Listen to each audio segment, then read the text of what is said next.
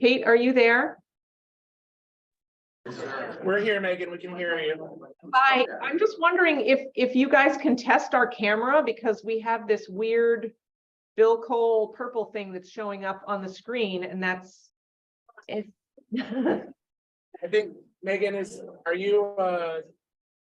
there a virtual background?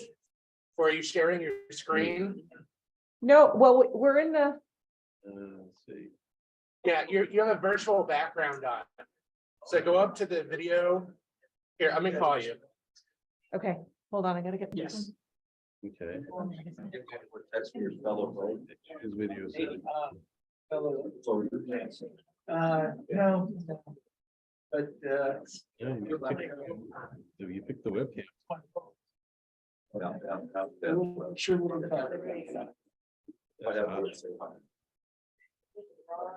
sure. I think we all understand. background is no. No. That's not it. That's really weird. Yeah, I mean, there's somebody who used the computer before, but that shouldn't be showing up in this. Morning. Hi, Megan. How are you? Good. Hang on. These virtual backgrounds, Oh, there we go. None. none. Oh. There we go. Upside down, wait. Hang on. Oh, is that the camera? Yeah. Okay. So this one is designed to, the way they flip out is they split to go.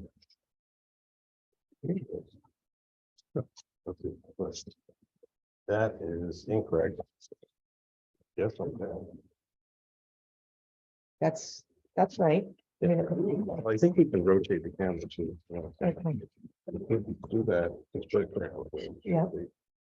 And. And then flip it 360. Yeah, let's see. Here we go.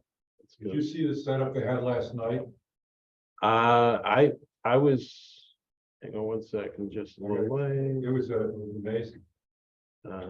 Here, baby. Oh, up in the corner. Go to the right of where we're. Oh, there it is. There we go. Okay, perfect. Okay, now we're better. Okay.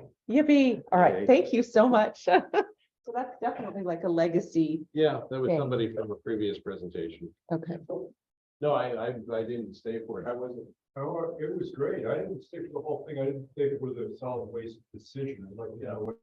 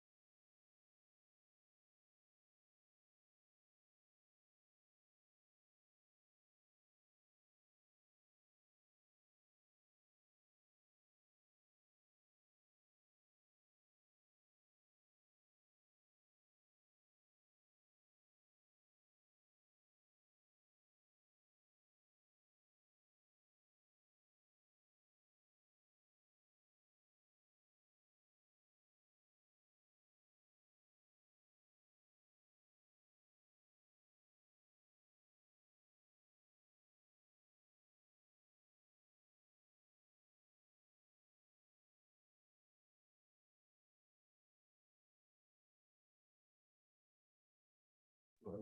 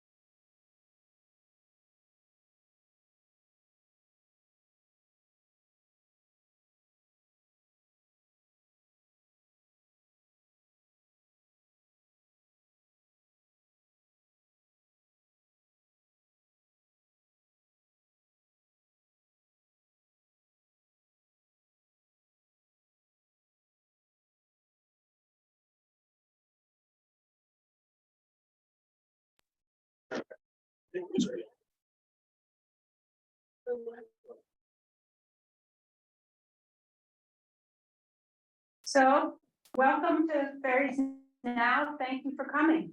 For those of you who don't know me, I am Kate Warner, the new energy planner at the Martha's Vineyard Commission.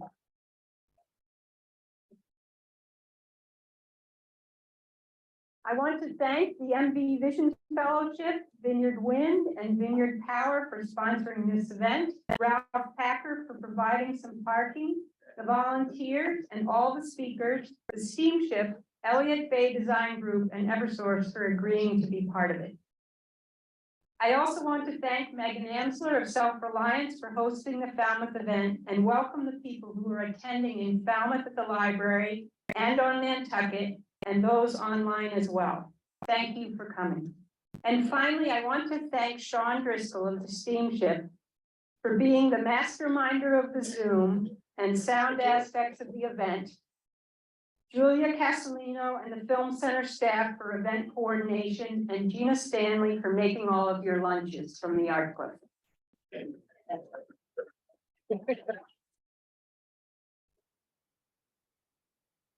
Climate change is increasing at an alarming rate. Arctic temperatures in early February that froze water and fuel lines on the boats are not typical for our area. A high 60s day in mid-February, while lovely, is also not typical of us.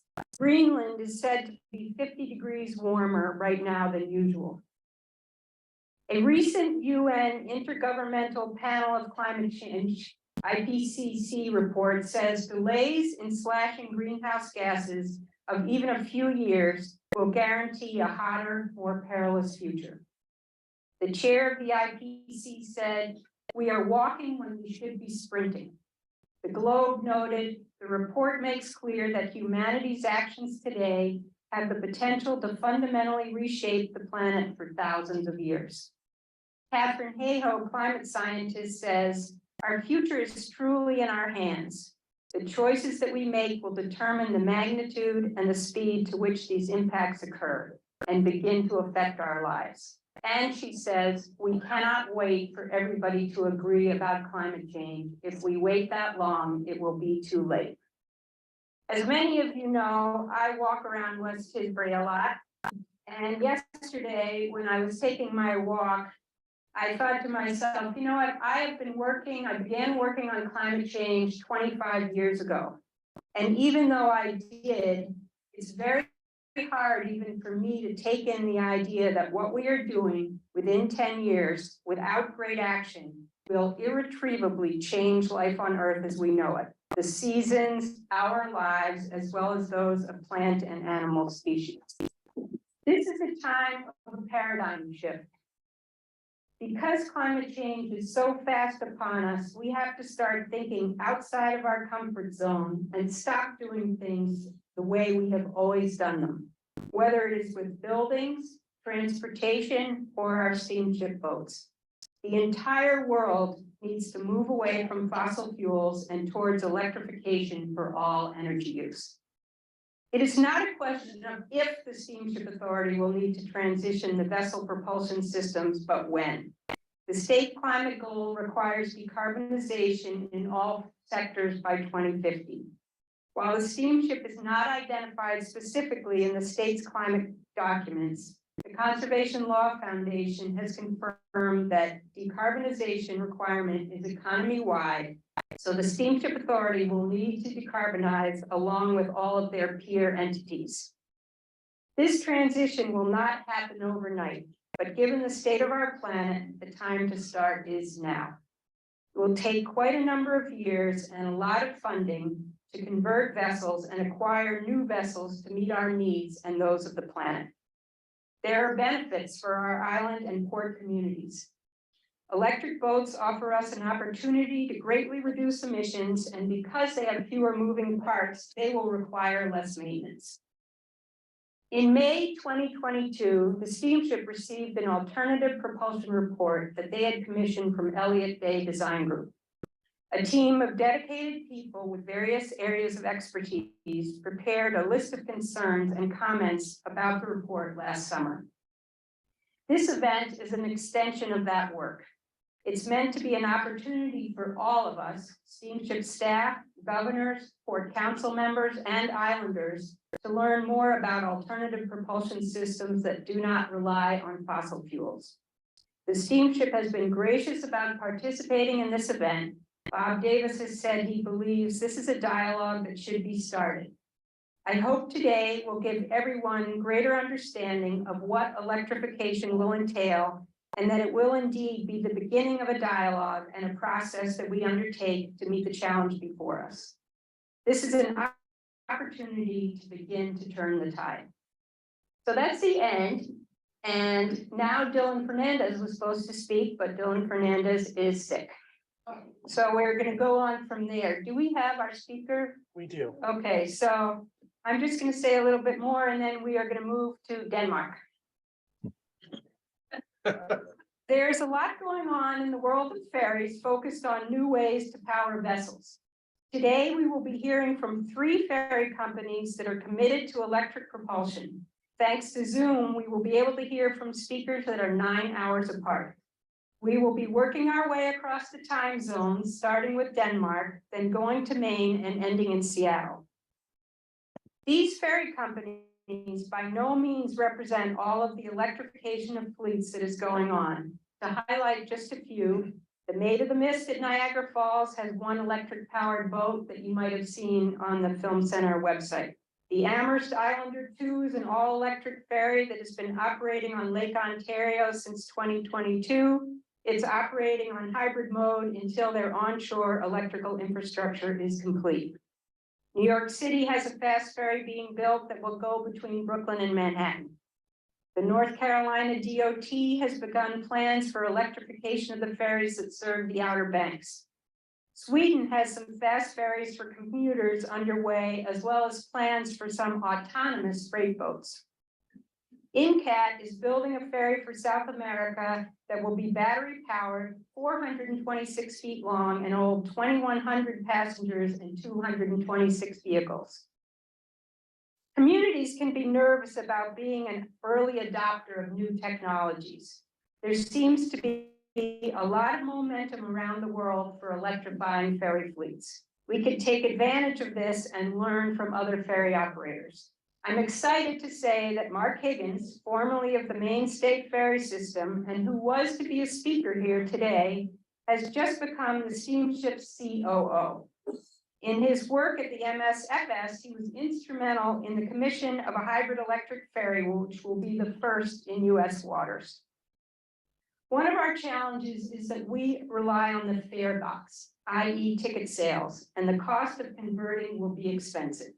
Today offers an opportunity to learn how other places are making the transition. I hope we'll hear ways we can fund this transition without relying solely on the fare box. As you listen, a few things to know about us. We have 10 vessels plus 3 freight vessels purchased recently. The Woods Hole to Vineyard Haven route is 8 miles. The Hyannis to Nantucket route is 30 miles. The Island Home is our biggest boat at 255 feet long, with the ability to carry 1,210 passengers and up to 76 vehicles. So now we're going to Denmark. And that will be Sean's job, but I will just say our first speaker is, and I'm not pronouncing this right, I know. Afton Abramson is the project manager of Aero Energy Lab, the renewable energy office of the municipality of Aero in Denmark. Electrification of the island's ferry fleet is a crucial element in reaching the island's ambitious climate goals. The Danish ferry, the E-Ferry Ellen, has been operating since August 2019. It is similar to our freight boats at 195 feet long and can carry 200 passengers and 30 vehicles. It can go 25 miles. Thank you, Kate. Thank you very much for inviting me and for letting me share my experience. I'm very happy to share my experience because, as you already highlighted, we are in a pretty urgent situation. And I think that the last fossil fuel ferries are being built right now. I don't think we'll see many more in the future for various reasons. But I will just share my screen here and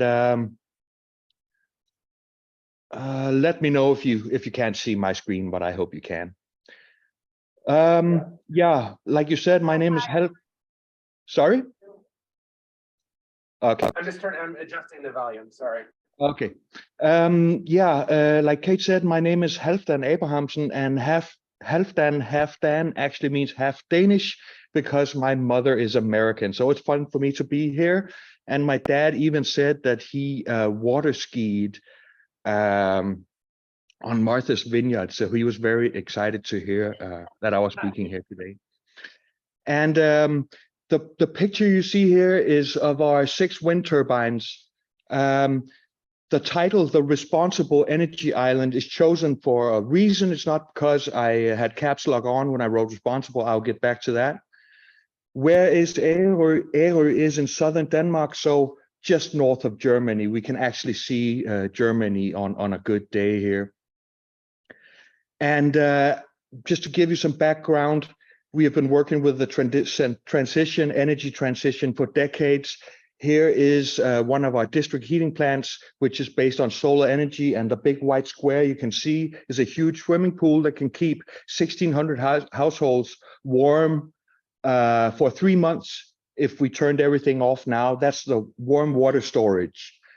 And this is cooperatively owned.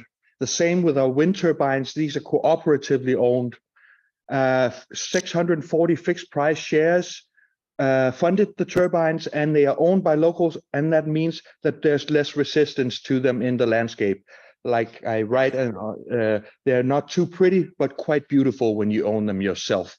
So that's just a small tip, because if you're going to be sailing electrically, of course you want to supply green energy.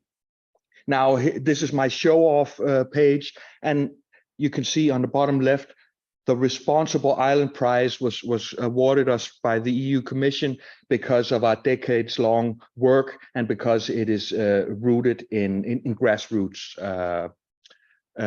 work. But the ferry that I'm going to talk about, the E-Ferry Ellen, is a municipal project. And we have rather ambitious climate goals, and the E-Ferry is one way of living up to those climate goals, which the local politicians decided. And we're happy that they're following through, making the needed investments. The Ellen, as Kate explained, carries up to 196 passengers and 31 cars. We can sail without an engineer on board because the systems are so maintenance free. Basically, there's nothing that needs to be oiled. There are basically no moving parts. Everything is bolted in and transferred with wire. We cruise around 12.6 knots, and we can sail 22 nautical miles up to 7 times per day if we wish. We usually don't need to do that, but we can do that. And that actually broke the world record between charges 7 times when we launched. And it proved that regional ferry route could indeed be sailed fully electrically. We have no fossil fuel on board. And our energy efficiency is something I want to mention right away. 85% from the transformer on land to the propeller. So we hardly waste any energy. And that tells you something about how well the systems perform.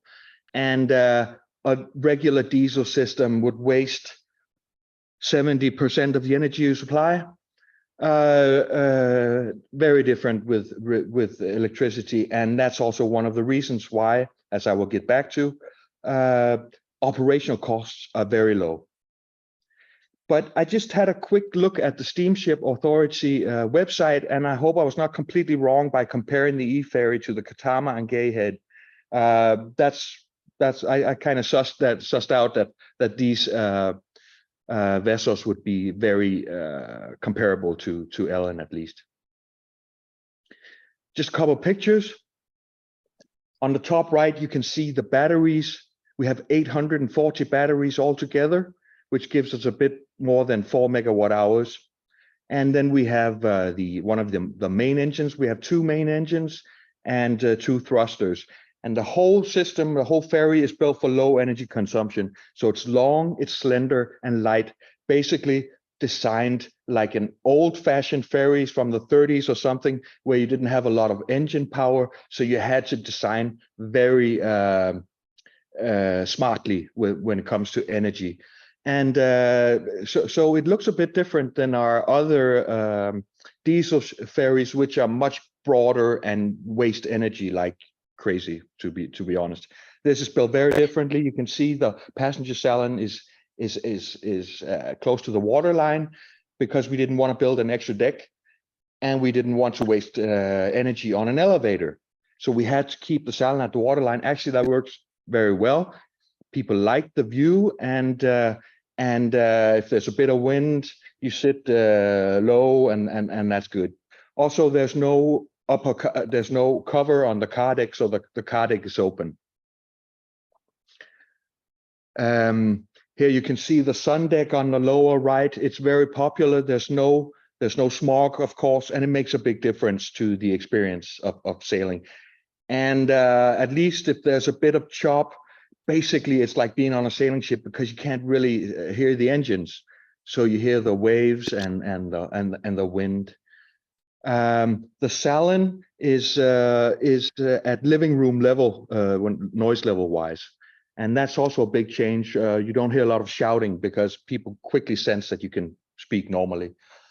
On the top left, you can see the charger, the big green box. It sits on the ramp, so it follows the ferry's movements. If there's some wind in the harbor, then it doesn't disconnect, because it's sitting there.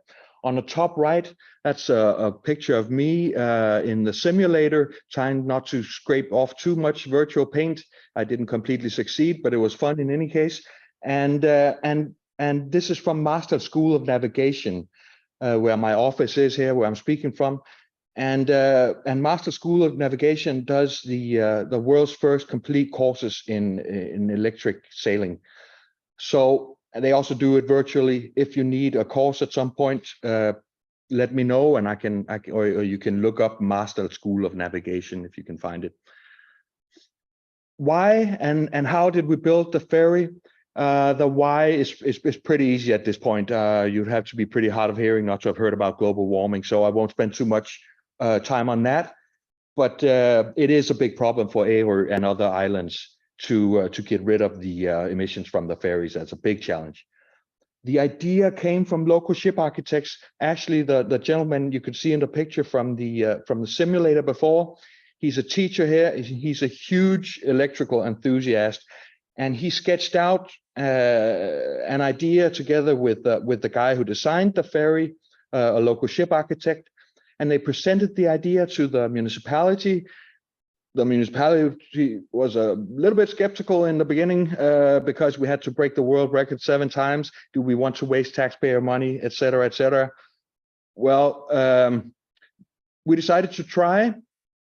And one reason it could happen is also because we applied the EU's Horizon 2020 Research and Innovation Fund for money, and they basically paid for half of the whole project. We wouldn't have been able to do it without that support. So we're very happy about that.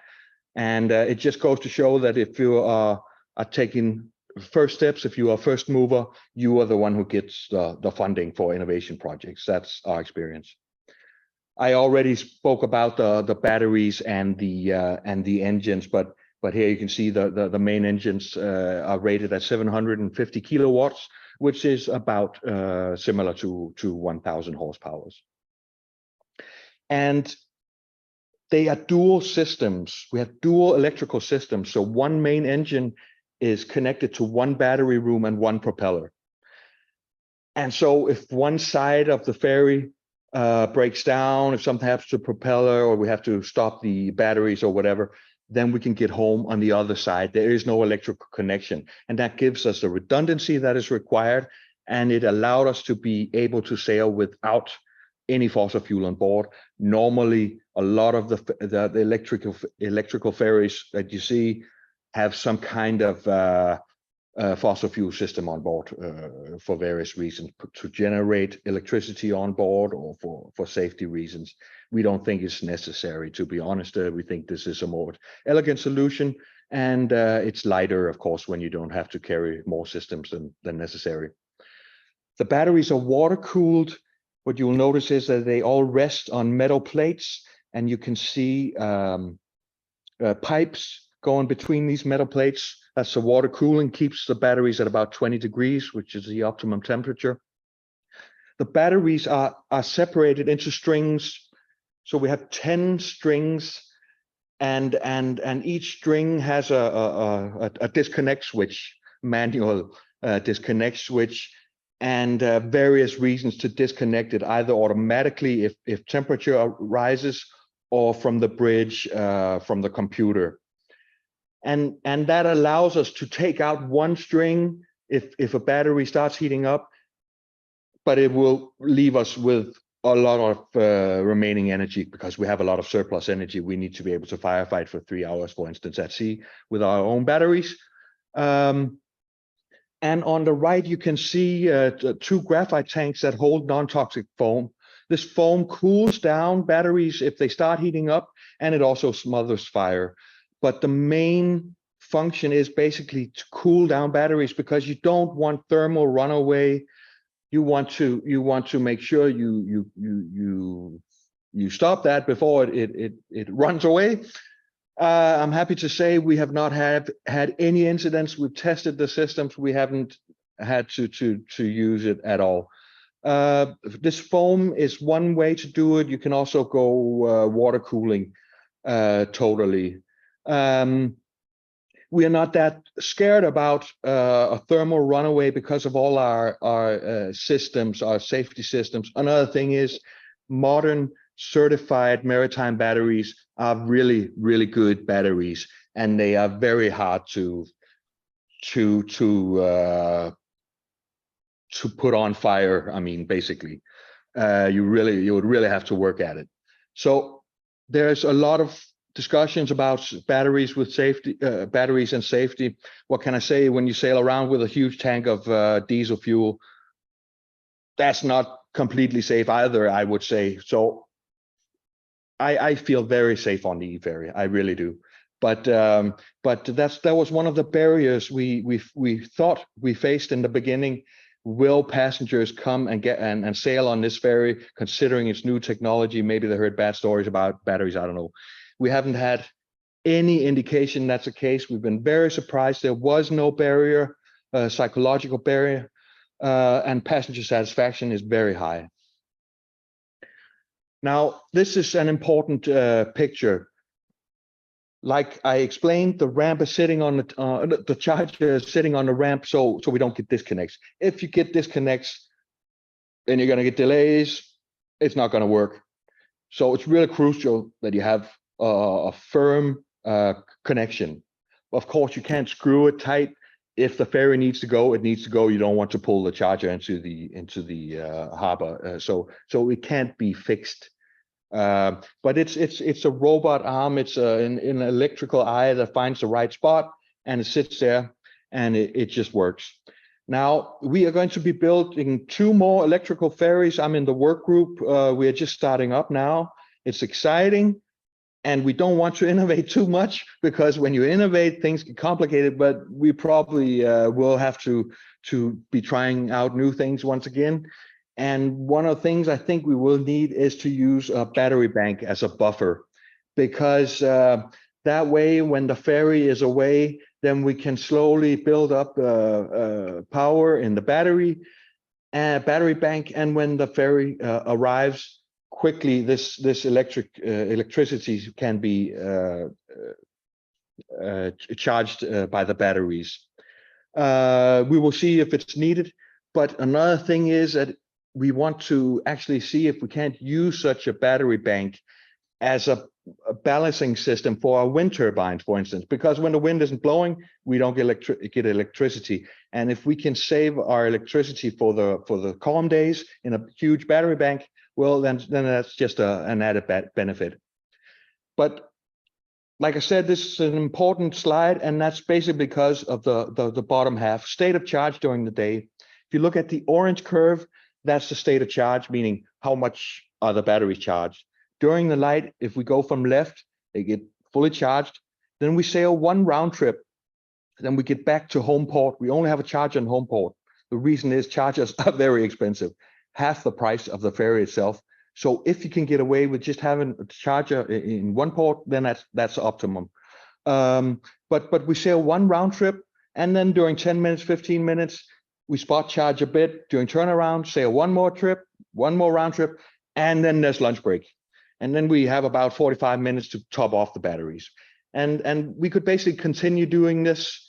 Like I said, we can do it in the span of 1 day, 7 times, but you could basically just continue like this.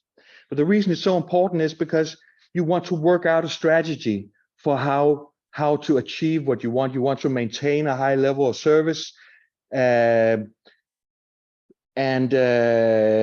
possibly you want to reduce the number of chargers. So we added more batteries than we need to be able to do that, and to be able to not be delayed by charging, except during 1 lunch break. I don't know if you can manage to do it like this, but the thing is, you work out a strategy, number of batteries, the charger available, possible breaks. Maybe you won't need a break if you put in enough batteries, but then the vessel gets heavier, so you need more electricity. It's a balancing act, and it's exciting to see what can be done. But you just have to accept that batteries do need a bit more time to charge, and to do it a bit more often than when you sail a diesel vessel. Now we have 4 huge transformers on the harbor, 1.1 megawatt transformers that each feed 1 charging line. And this is basically the reason why it's so expensive to build a charger. Transformers are expensive. And we paid a connection fee of approximately $1 million, which we were not too happy about, but we do pull a lot of current. But governments have to look at fees, have to understand the new technology, what is required, and what are the obstacles. Emissions reductions, basically, we are completely emission-free in operation if we charge from green sources. If you look at the green line, that's the air grid. Just focus on that. We save about a bit more than 2,500 tons of CO2 every year, but also a lot of noxious gases, sulfur, and particulate matter, 0.5 ton of particulate matter. And particulate matter, to be dramatic, kills, let's face it, a lot of people every year, thousands of people, even after new regulations during after 2020. Millions of asthma cases related to particles from maritime operations. So it's not just about global warming, it's also about doing something for the local environment, for the passengers, for the crew. The crew, one captain told me he's so happy sailing the electric. When he has his window open, he turns the ferry, he doesn't get a huge cloud of smog. And he said he's just become a father. He wants to watch his children grow up. He says this sailing this vessel is gonna make that more of a likelihood. It sounds a little bit dramatic, but it's a huge change when you're actually standing on a deck or you're up on the bridge. So it's like I said, it's not just for climate change. So I would argue that's probably the most urgent right now. Now the good news is that we're not just doing this out of need or necessity. We're also doing it because we figured out we could save money on it. If you look on the left, you can see the dark green line. That's the eFerries series number 3. We spent about twice as much as buying an eFerry would cost now because of our innovation. That's why we say eFerry Series 3, because now you can go to a local shipyard that built the eFerry and pay about 15% more than a completely comparable diesel. So a bit more upfront, but you will save in the long run. Like I said, we don't need to sail with an engineer on board, and we often don't. And it's just cheaper to fill up batteries than it is to fill an inefficient bunker fuel system with fuel. After 4 years, you'll start to see savings if you already have a charger. After 8 years, about if you have to build a charger, like I said, it's expensive. But lifetime, you will save money. Battery system prices, as a forecast on the right, battery system prices have been falling, and they are continuously falling, and energy density is going up, so you get more for your money. After 3 years in operation, the crew, like I explained, they love the ferry also because it reacts very quickly. We can stop in less than a ferry length from cruise speed. So it's like this, and they react. You don't have to wait 45 seconds for a reaction as a old school engine spools up. Passenger satisfaction very high. The systems have continued to operate reliably, and we're looking at a 10-year lifespan for the batteries. String isolation is excellent, means we don't get salt water into the battery room. We had problems with some blown components in the charging house. There were some stray currents, and we figured out that we innovated a bit too much there. So we had to go back to some old school inverters. That was a bit of an expensive lesson, but we learned it so others don't have to. Energy consumption remains at about 1900 kilowatt hours for a round trip. So we pay about $180 for a 122 nautical mile round trip. We think that's quite cheap. I know it is quite cheap, at least in Denmark. Barriers to the transition to electric. Land system and charges, like I said, are expensive. The technology is a bit immature. Higher upfront price, high connection fees, old regulations, lack of experience, lack of knowledge. Benefits of going electric: lower fuel prices, lower maintenance costs, smaller crew, life cycle economy. CO2 emissions related to battery production, by the way. I don't know why I put that here, but I would say that after 3 months of operation, we paid back the CO2 that we owed for building or for producing the batteries. So that means we can sail more than 9 years without thinking about what the batteries used in production. So that's one myth that I can destroy immediately. No, you don't spend as much CO2 building the batteries as if you sailed a fossil fuel vessel. It's not comparable at all. High passenger satisfaction, 86% are either very or extremely satisfied, and they are about split halfway. So it's about 40% of people responded they were extremely satisfied. our operator is very happy about that. You are, of course, very welcome to contact me if you have questions, and I also have some links. It might be a bit hard to see right here, but if you send me a mail, I will get back to you with links. We have an evaluation report, 140 pages, which is public, and I also did an evaluation video with the most important facts, which you can find on our YouTube channel. And I hope there's just a couple minutes left for questions. I'm sorry I spoke a bit too long.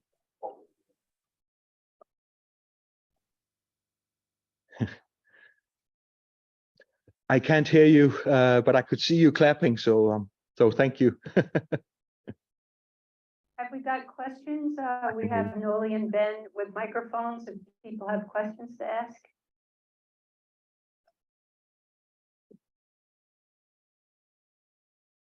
You know, tell people on the Zoom to hit the raise their hand if they want to. If you're on Zoom and you want to raise your hand, Sean, we'll look to see if you have a question.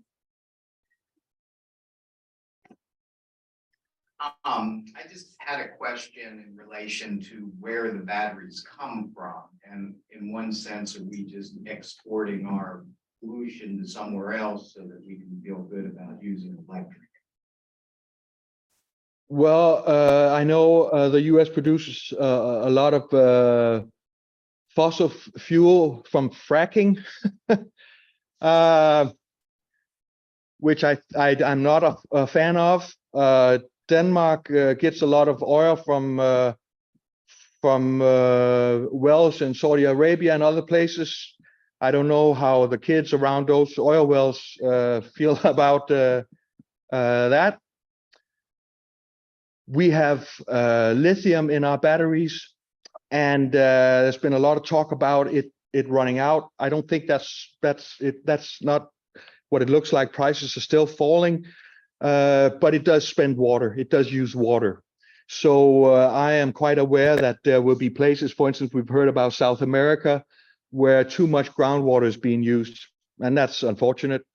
Then we have nickel, manganese, and cobalt in the batteries. Very small amounts, but it's there. That's not great. Cobalt is mined under conditions which I think our unions or us as private persons would probably not appreciate, but I'm not sure it's worse than what goes on in oil wells or what we're doing to our environment with fracking, etc. We use so small amounts of these minerals that I feel I have no problem falling to sleep at night, considering that we replaced a diesel ferry. But it's important to think about. And for instance, the batteries on land, we hope to be able to use iron phosphate batteries, because that's a possibility when you don't need very quick charging or discharging. Go ahead in the front row there. If you had to build a second Ellen today, can you give an estimate of what it would cost?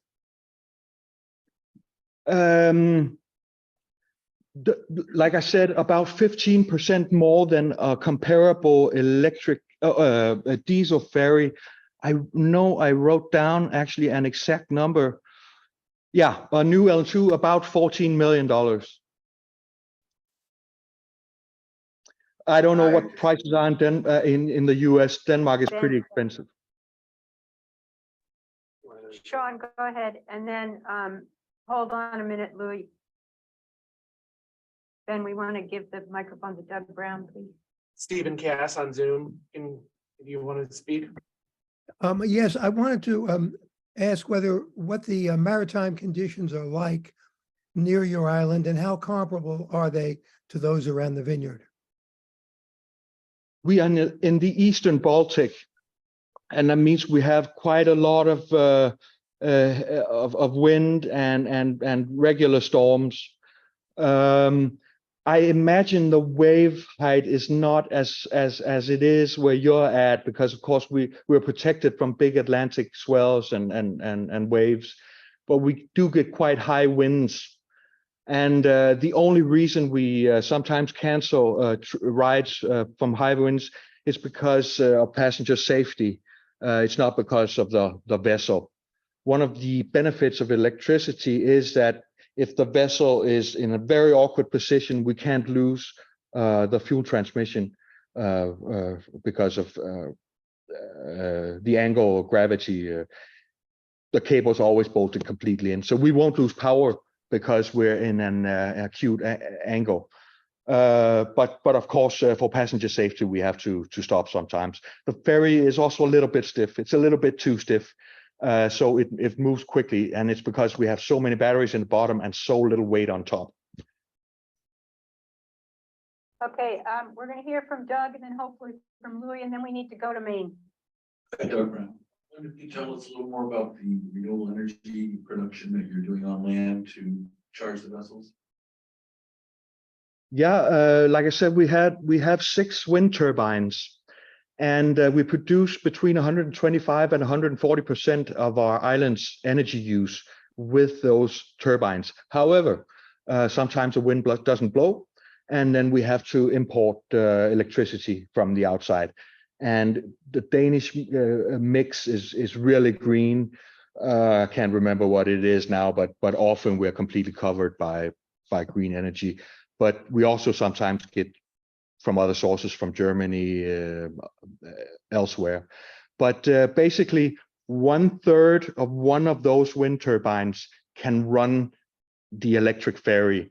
And these are not high producing wind turbines. These are 2 megawatt a piece. That's small, but 1/3 of those keeps the ferry running.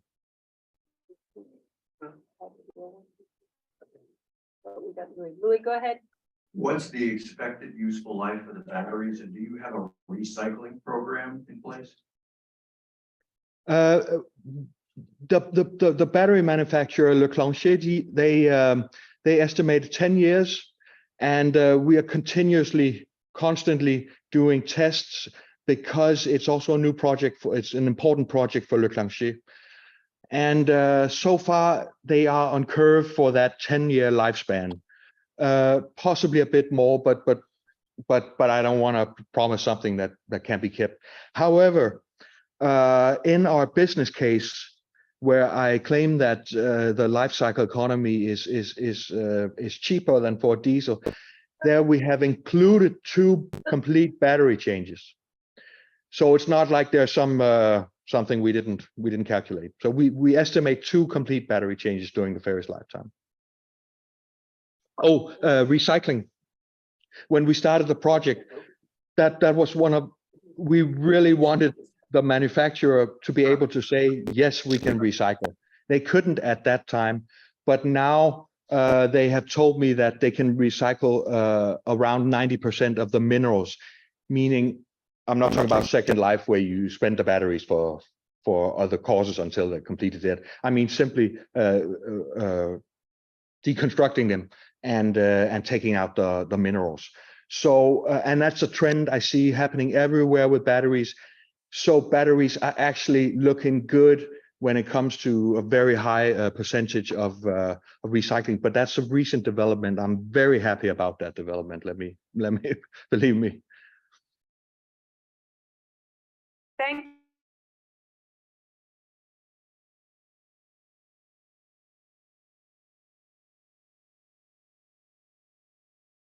If you didn't get to ask your question, that one of the other speakers will be able to answer it, because we have to keep moving.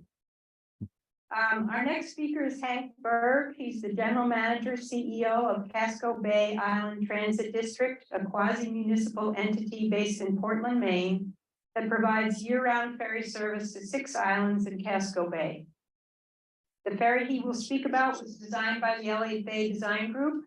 It is smaller than one of our freight boats. It carries more passengers, but about half the number of vehicles. Thanks, Kate. I want to make sure everyone can hear me okay. Okay, so I'm going to attempt to share my screen. If you hold on for a second.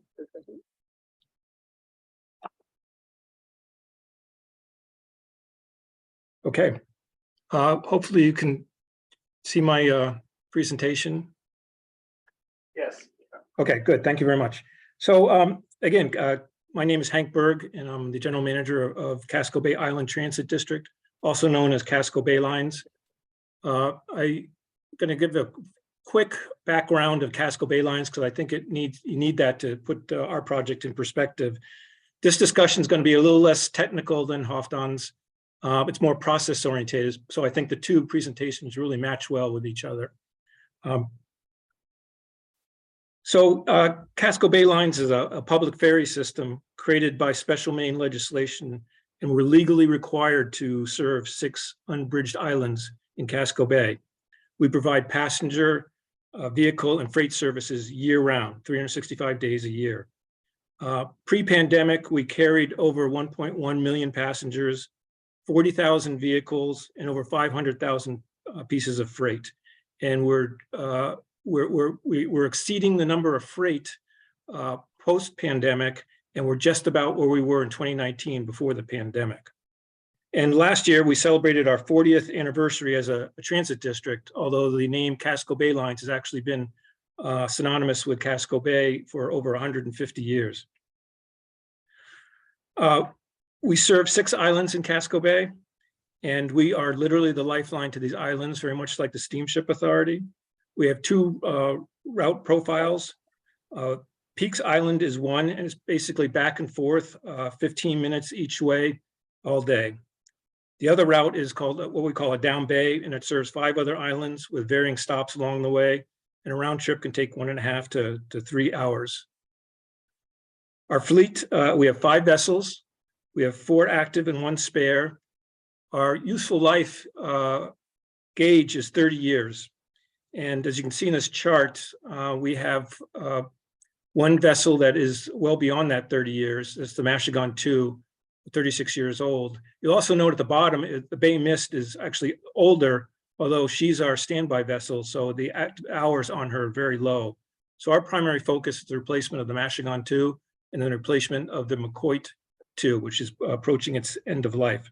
So you can see we have an aging fleet. We consume about 220,000 gallons of fuel annually, and we really started the journey to combat climate action back in 2014 when we switched to an 80-20 biodiesel fuel mix. The Mashigan 2, as I said, serves Peaks Island and carries vehicles, freight, and passengers for up to 17 trips, 365 days a year, for the most populous island on Casco Bay. And it is a subchapter K vessel, and she was put into service in 1987. She's 122 feet long with a beam of 37 feet, and the capacity is 399 passengers, 12 vehicles, and freight. She has 4 engines, two of which are propulsion systems and 2 generators. And as I said earlier, she's really beyond her end of useful life and is very costly to maintain. The Peaks Island route is 4.5 nautical miles round trip. And as I said before, it takes about 15 minutes each way, going back and forth almost every hour, up to 17 times a day. And this turns out it's really an ideal application for an electric propulsion system. In the replacement vessel, you can see we're not quite where Denmark is. This is a rendition of the vessel, but the vessel will be 164 feet long with a beam of 40 feet. We had to maintain, she had to be able to be used with the current infrastructure, docking infrastructure, both on the mainland and on the islands. And she will transport 599 passengers, 15 vehicles, along with bikes and freight. And it's a double-ended ferry. So just a little bit of background leading up to this. Maine's Island Institute identified the Maine's transportation sector accounts for 54% of the carbon dioxide emissions in the state. And each year, the state's 2 largest ferry operators, which are the Maine State Ferry System and Casco Bay Lines, emit over 8,000 metric tons of CO2. State and local climate action plans have set aggressive goals for improvement, which we have taken very seriously. And as we were designing and discussing what the replacement ferry would look like, we tend to be very conservative in our decisions, maintaining a low risk profile, because this ferry, as I said before, is a lifeline to the island, and we don't have a backup to it. We have to we have to get another barge provider to come in if she's down. So at the beginning, we said no to any new technology. That's just the way we are. We're very conservative. But a peer in the industry convinced us to look into an alternative propulsion systems. And so he convinced us, and we went out and visited the Hydro, which is part of the Red and White fleet, which is an early private sector tourist operator and an early adopter of the technology. And we were very, very impressed. And we researched other parts of the world, and we discussed with stakeholders. And so we went from a no to, well, maybe. And as we looked into this more, we found that the electric propulsion systems are really a mature technology in other parts of the world, as evidenced by our previous presenter, but are really cutting edge in the US marine environment, especially for public ferries. So it's also clear that it's the direction the US marine environment is going, especially in the public sectors. You know, public sectors are a little behind the private sectors. And the caveat is perhaps not all applications make sense for this technology as it exists today. We then did a detailed analysis of our specific application, which supported proceeding with the technology, and we went from a maybe to a yes. So we started down the path of looking into the alternate propulsion systems. And through a lot of trade-offs, we chose which Elliott Bay Design Group did for us. We chose the diesel electric hybrid solution with a battery capacity of 900 kilowatt hours. So there is going to be, unlike the previous solution, we do have a diesel backup propulsion system on board. That's mostly because we're still very conservative and we have to have a backup system for that. And we have some challenges, which I'm going to talk about in a second. Having said that, we plan to operate fully electric. And if we do operate fully electric, we'll eliminate about 800 to 1,000 metric tons of CO2 annually for 30 years. So that's quite a lot of elimination of the CO2.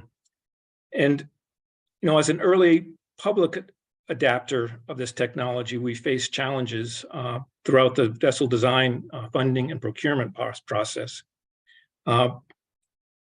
One thing to note is that our design is assuming and was predicated on a 10-year battery life. So some of the challenges, not all, but some of the challenges that you might be interested in is along the way we found that no one solution fits all applications. Every application is different. You can't just go to a catalog and pick one. You have to look at the route profile and what you want out of the technology and what your particular application looks like. Also along the way, primarily because of the pandemic, the price increased dramatically due to supply chain issues. However, we were able to find funding from 7 different sources to be able to fund this, which was a challenge in itself, but we were able to do that.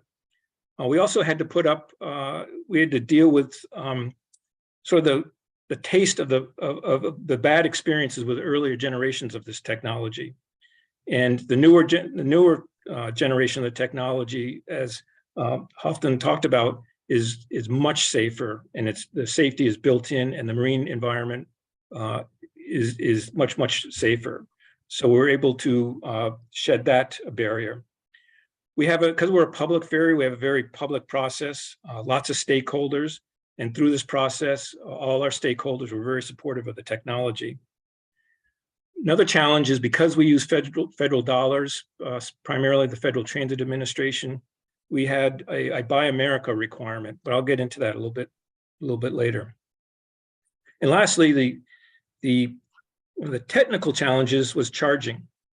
So the good news on that front was that we actually had the power infrastructure available at the terminal on the mainland. And the reason we had that was because a local shipyard had a floating dry dock here 15, 20 years ago that required a lot of power. So that pipeline was within literally feet of our terminal. So we didn't have to expend a large amount of money to be able to bring that power infrastructure down, which is a challenge to a lot of applications waterfront applications. The bad news is the power infrastructure on the islands cannot support the charging. So we knew that going into it, and we had to design with that in mind. And a little bit about the charger. As I said, the ferry itself is 900 kilowatt hours, and we predict that we will use 220 kilowatt hours for each run. So to maintain the 10-year battery life, charging is required after each run to maintain that battery life. And we only have about 10 minutes to do that charging. So quick charging was required at the mainland, and we need to charge that 220 kilowatt hours in 10 minutes every trip. So to do that, we needed 1.3 megawatt of power to accomplish that. And the charging had to be automatic due to the time constraints. We could not have manual intervention because it would have taken up too much time. And we had to factor in tides, wind, and swells. And we worked alongside the propulsion integrator and battery provider to identify a solution. So the biggest barrier that we are running into, other than the technology itself and ensuring that it works, is, and it's not unique to us, is a peak demand, electric utility providers' peak demand rate. And in Maine, that's for 2 4-hour periods, one in the morning and one in the evening, where the rates are several orders of magnitude greater than the rates during the other time of the year. And obviously, they're trying to discourage people from utilizing electricity during those peak demand times. We did an analysis, and it was cost prohibitive for us to charge during that period. So we've been in discussions with our Public Utilities Commission and supportive of their initiative to come up with a new rate structure for actually all EV applications, which would help us tremendously. And if we can get that reduced, we'll be able to charge all the time, therefore being able to run fully electric. If we don't, Plan B would be having on-site battery storage. And what would happen with that is that battery storage would charge during non-peak times, and then we would use that battery storage to charge the vessel during peak times. That's not desirable for us because of the cost and because of our real estate constraints. We are really limited in the amount of real estate that we have in our mainland terminal. The other challenge was the FTA Buy America issue. A rapid charger like this is not available in the US. So we worked with our funding partners, primarily the Federal Transit Administration and the MARAD organization, and came up with a solution. And the charging provider is Stemman. That we're able to creatively fund that separately than the other funding, which took care of the Buy America issue. I will say it did take time. Again, because we're a public ferry system, we have a very public process. Overall, we had 14 public meetings. We started really the effort on this vessel back in 2018 when we selected the Elliott Bay Design Group to be the naval architects for this. And we worked really closely with them, as I said, to do an analysis of the different propulsion systems that are available and a selection of the diesel electric hybrid propulsion system. And we, along the way, selected A, B, and B to be the propulsion provider and integrator, and have Spear will be for providing the batteries. And earlier or late last year, we had Senesco Marine Shipyard in Rhode Island under contract to build the vessel, which we expected delivery in mid-2024. So it took quite a while. I will say along the way, it took probably a little bit longer than usual, and it wasn't because of the technology, it was actually because of the size of the vessel. There was some controversy with that. Everyone, all the stakeholders were very supportive of the technology that we had chosen. And so we're in the process of building that vessel. And we are also in the process of selecting a naval architect for the replacement of a second vessel. This vessel service profile is very different than the vessel I just talked about. Profile of this is 21 nautical miles round trip, and it will stop at 5 islands, up to 6 docks and going outbound and inbound, a varying amount of time each way.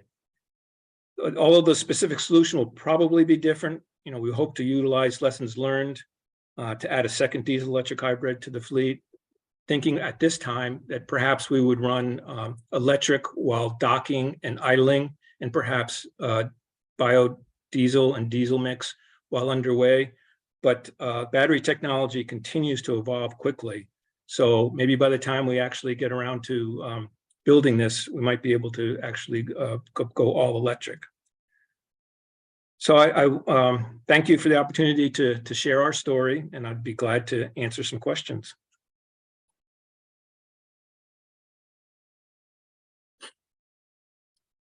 Questions for Hank?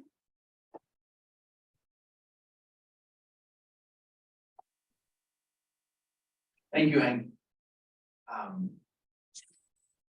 Our previous speaker mentioned that there was fewer, I don't know if it was fewer crew or just one less engineer involved on board. I don't know if you had that, a similar scenario when migrating to, these vessels. And if so, just wondering. Go ahead. I just wondered if any internal resistance was faced and whether Casco Bay is considered transitioning workers if in fact fewer are needed on board, to different type of skill sets and jobs. So we do not have the requirement to operate with an engineer on board now because of our, we're basically in protected shore zone. So it doesn't reduce the manpower staffing level on the boat. And it actually won't reduce the staffing on the boat, because that's really driven by the Coast Guard in terms of the number of passengers that are on board. So in terms of the resistance, really wasn't that much resistance. And we took a couple captains with us to go visit the other electric ferries. And we were all very, very impressed with, first of all, how quiet the operation was. And it's certainly going to be a different operating that vessel for a captain than the current vessel. It'll be a lot less feel and reacting to sound, and it'll be more, will just be different. And our captains are very confident that they'll be able to pick that up pretty quickly. And they've talked to other captains who've made that transition.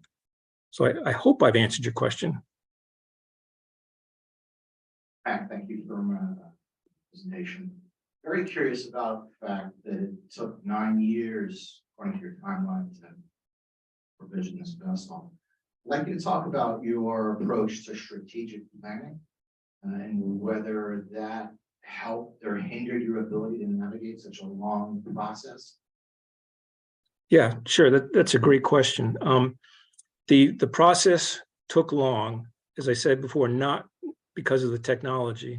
The process took a long time because we're a public ferry system, and we engage the public feedback along the way. And the controversy was the size of the vessel. As I'm sure some of your islanders probably feel the way, there was a concern that the larger vessel would bring more people and overcrowd the islands. And so I'm sure you've heard that before. So we had to have that discussion, and it just took a long time to work that through. And so actually the outcome of it was that by policy, the number of passengers will be limited to less than the full capacity for outbound to the islands. But inbound from the islands, it will go to full capacity, so we can get people. Because what happens is, as you all know, well, in our case, because we're not as far distance from the mainland, is people go out to the island during the day, taking different boats out to the island each hour, and then they all want to come home at the same time. So having that extra capacity to get people off the island quicker will help in the future. And to just, I think you asked about strategic planning.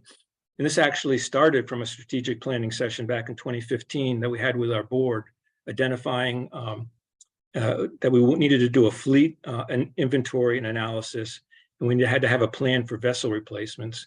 And we actually hired KPFF out on the West Coast to help us with that. And it was presented to the board, and the board adapted that And then we started down the process of replacing this first vessel. Okay, we're gonna take a Zoom question and then we'll get these. Hank, this is Jack Connell. Great presentation. Question relates to objections.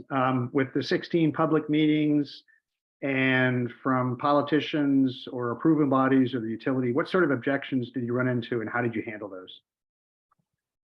I'll answer you two ways. If you're asking about objections to the technology, we really had no objections. Perhaps a little concern about whether the technology could be, if there was something that went wrong with it, whether it could be fixed quickly so we get this vessel back in service. And we answered that by saying that with this technology, a lot of the troubleshooting is done remotely. So that was really the only concern. The objections, as I said before, are really about the size and the capacity of the vessel. And we just had to work that through and have sometimes a tough discussion back and forth until we finally came and the board voted on proceeding with this vessel as it is. All right, thank you. Yeah, oh, just one other thing.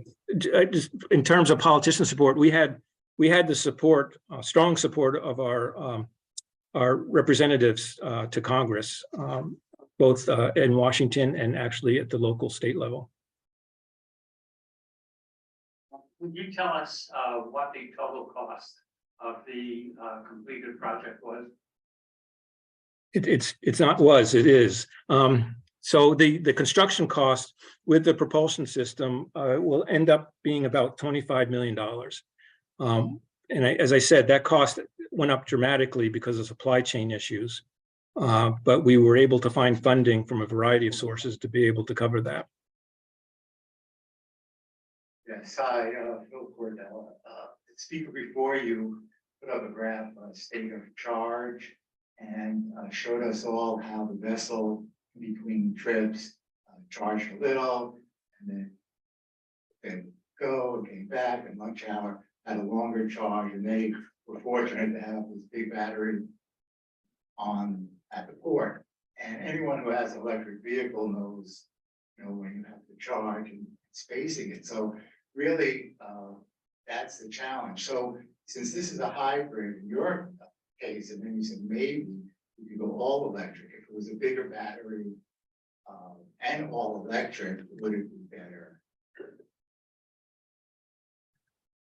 Yeah, I didn't quite hear all that, but I think yes, that more batteries would certainly help, but we have to do a trade-off between weight of the batteries and the operational profile of the vessel.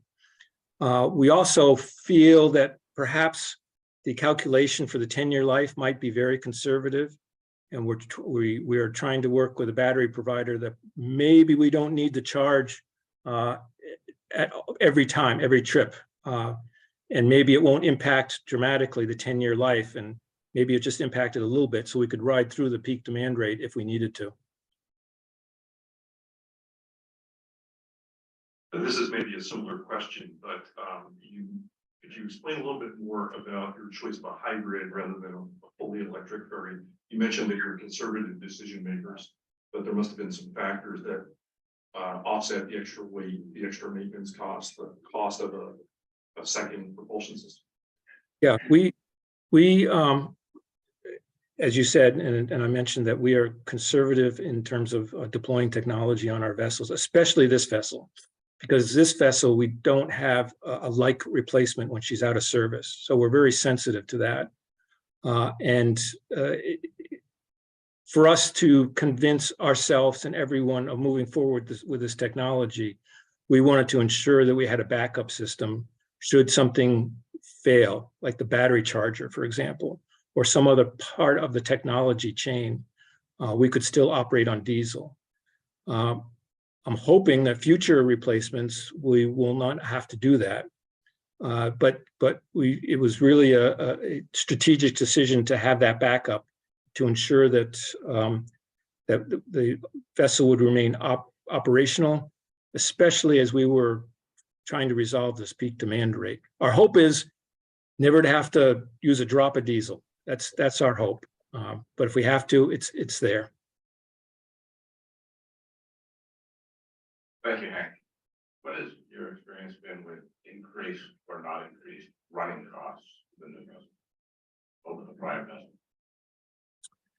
Could you repeat that? Did you ask what's been our experience with increased riding costs? Annual running costs of the new vessel. Boat's not in the water yet. Oh, we don't, well, the new vessel is still under construction. Our analysis showed that the operating cost will be less annually, upwards of $250,000 annually, assuming running fully electric. At the time when we did it, we based it off of a $3 per gallon diesel price. And this is all because of, it's been mentioned before, is the maintenance is extremely low on electric motors, as opposed to when you're using the diesel propulsion system. You have to do oil changes, you have to do all sorts of stuff to keep the diesels operating. So she's not in operation yet, so we don't have actual cost yet, but we expect the cost, and we're hoping the cost will be much lower than our operational costs are with the current vessel.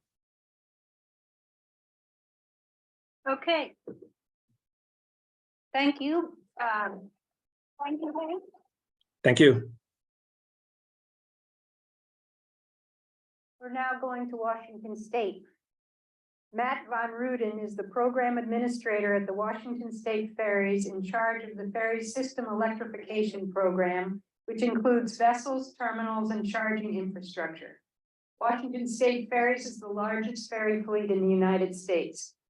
They currently operate 21 vessels and have a goal of conversion over 15 years, and to be emission-free by 2050. The longest Washington State ferry route is 17 miles. The Jumbo Mark II are their largest vessels and are twice as large as the Island Home. Okay, good morning. Can you hear me? Yes. Great, thank you. Share my screen here.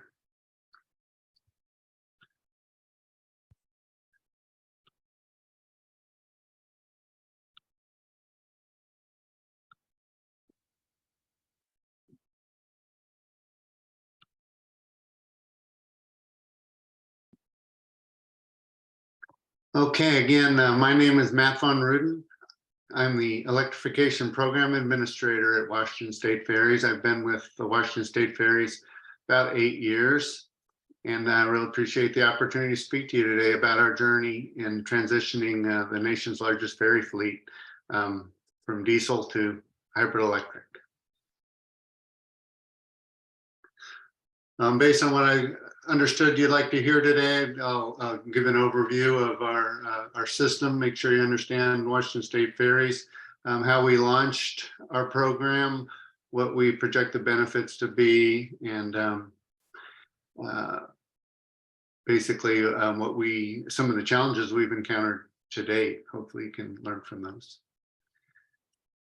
For those of you who haven't been out to the Pacific Northwest, Washington State Ferries, again, the largest ferry system in the United States, primarily connects, as you see here, the eastern shoreline of Puget Sound with the Olympic Peninsula to the west and the island communities. Looking a little closer, we're many things to many people. We serve about 24 million passengers a year. We're a transit agency for commuters coming into Seattle. We're an extension of the highway system, bringing goods and services out to the Olympic Peninsula and the island. We're really a lifeline for the island communities, and we're a tourist destination. But what most people don't know is that we're also the largest emitter of CO2 in state government. We burn 19 million gallons of fuel a year. So when the state decided it needed to reduce greenhouse gas emissions, we were central to that discussion.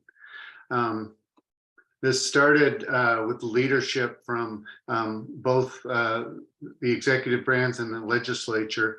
The legislature passed aggressive greenhouse gas emission reduction goals based on 2005 levels to get to 70% reduction by 2040 is the focus of our current plan. And this plan was supported also from the governor. The governor issued an executive order in 2018, specifically calling for the ferry system to transition to a zero emissions fleet. So with that, in 2018, we looked at our largest ferry and one of our busiest routes from Seattle to Bainbridge Island. And we did a very comprehensive route analysis of that against the current technology and our operational profile. And we found that it would be feasible to convert our largest ferries that were approaching their 20-year point from diesel electric to hybrid diesel battery electric with shore charging. At the same time, we were working toward developing or updating our long-range plan, as I mentioned, projecting out to the year 2040. So we incorporated the findings of this feasibility report into that long-range plan and submitted it to the legislature. Legislature saw that and asked for more information, so they funded a system electrification plan. So with that plan, we did a comprehensive look at all of our routes and all of our vessels and mapped out a pathway to transition to meet these emission reduction goals. It was very well received, and I'll talk to you about some of the funding that we've obtained to date. Fundamental to the plan is the projected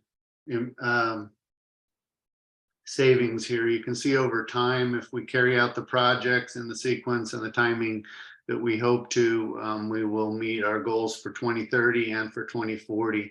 The legislature asked us to look at two scenarios. As you heard from some of the prior presenters, it's expensive to bring electricity to the terminals. And so the light green top shows that, you know, what if we just went to hybrid ferries without shore charging? You know, what sort of emissions would we achieve? And you can see that we don't meet our goals that way. The only way we can do it is actually to leverage the electrical grid. And in Washington State, we have the benefit of much of our power is either currently produced by renewable sources, primarily hydroelectric, or some of the other utilities have commitments to get to net zero by 2040 as well. So that's really the key for us to meeting our emissions goals, was electrification of our ferry fleet. Our program consists of converting 6 vessels, building 16 new vessels, and bringing electricity to 16 terminals. Like many ferry systems, we were overdue in recapitalizing our fleet, and the fact that we're behind on our shipbuilding presented an opportunity. So the bulk of the cost is related to building new vessels, which is something we needed to do anyway. The prior number of maybe 15% higher costs, I think is about is accurate as well. But again, I think we concur that you'll recover those costs over the life of the vessel. So I'll go into some of the projects that we're currently involved with.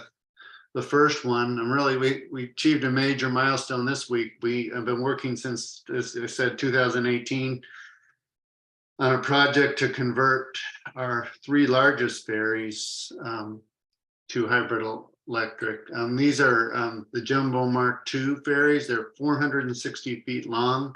They carry 202 vehicles. We have 3 of them operating on 2 different routes. They're currently, late 1990s technology of an alternating current system with cycloconverters. They have 4 installed diesel engines, propulsion engines on board. This project would remove 2 of those 4 engines and install about 5.7 megawatt hours of battery energy storage on board. Reduce CO2 emissions by almost 49,000 metric tons per year. We just went to ad for this project this week, so it's a major milestone for us. We hope to award the contract in June and bring the first ship into the shipyard in September, be in there for about 8 or 9 months so that it can return for the summer season, which are peak season. And then the subsequent vessel would go in the next September and the third vessel the year after that. So again, the numbers panned out very well. We believe we'll achieve a 60 million in savings for these 3 vessels combined over the remaining service life. We in Washington State Ferries strive to get a 60-year service life of our vessels, so that we're about at their 1/3 mark, 1/3 of their life cycle. Another picture of these Jumbo Mark II vessels. They're really the queen of our fleet, and these 3 vessels combined, as I mentioned, as the slide shows, about over 25% of our emissions reduction goals will be achieved with the conversion of these vessels and the corresponding terminal electrification. The next project is our new build project. We recently built 4 diesel mechanical vessels called our Olympic class vessels. And initially we wanted to move quickly to build more vessels. So we negotiated and we received authorization from the legislature to extend the contract and keep building vessels, but to update the design to hybrid electric propulsion. So we completed that design update with our shipbuilder, but we weren't able to come to terms on for the construction. So we're kind of in a pause right now. The legislature is in session and going to give us direction on how to proceed with a new contract, whether we'll take that design and update it, tweak it a little bit to our liking and go out on the street to build that, or whether we start a new design build approach is what the current statute says. So should have that decision in the next month or so, and then we can go out for a contract for these vessels. But we have a Coast Guard approved design that's again hybrid electric, and it's like these vessels are somewhat smaller than our Jumbo Mark IIs. They're 362 feet long, 144 cars. These vessels would operate on 2 of our routes, primarily Clinton out on Whidbey Island to Mukilteo, and then one of our longest routes is Seattle to Bremerton. That's a 60-minute crossing. So we're designing it for that longer crossing. So they're going to have a very large battery bank, one of the largest in the industry, about 10 megawatt hours of energy storage on these vessels. Again, with these 5 vessels combined, we'll save about 5 million gallons of fuel a year. And again, that's about another 25% of our emissions reductions. So these 2 projects are really the biggest contributors. That's why we're addressing them first.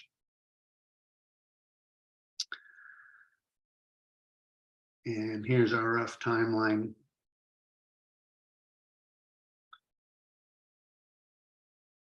We're going for, I'll talk a little bit about charging system next or soon here, as we want to have a common charging system between the 2 ferries and the various terminals that they operate for interoperability. Beyond this, our long range plan calls for a need for additional vessels. So we plan to have another project for 4 smaller 124 car ferries. And then we have a need for 7 more of this size, 144 cars. And our next conversion is of our Island Home class, very similar to the Island Home. We call it the Quadi to Build class. It was patterned after those vessels. We plan to convert and repower those to hybrid electric propulsion as well.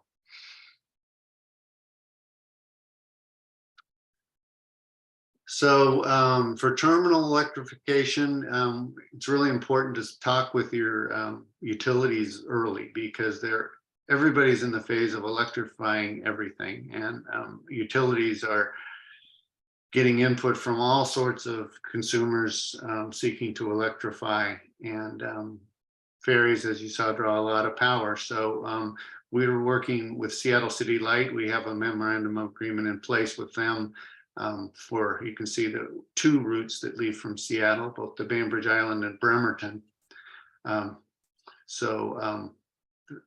They looked at both of those, and they determined that even in the big city of Seattle, it would need some energy storage if we're going to simultaneously charge the Jumbo Mark II and the Hybrid Olympic.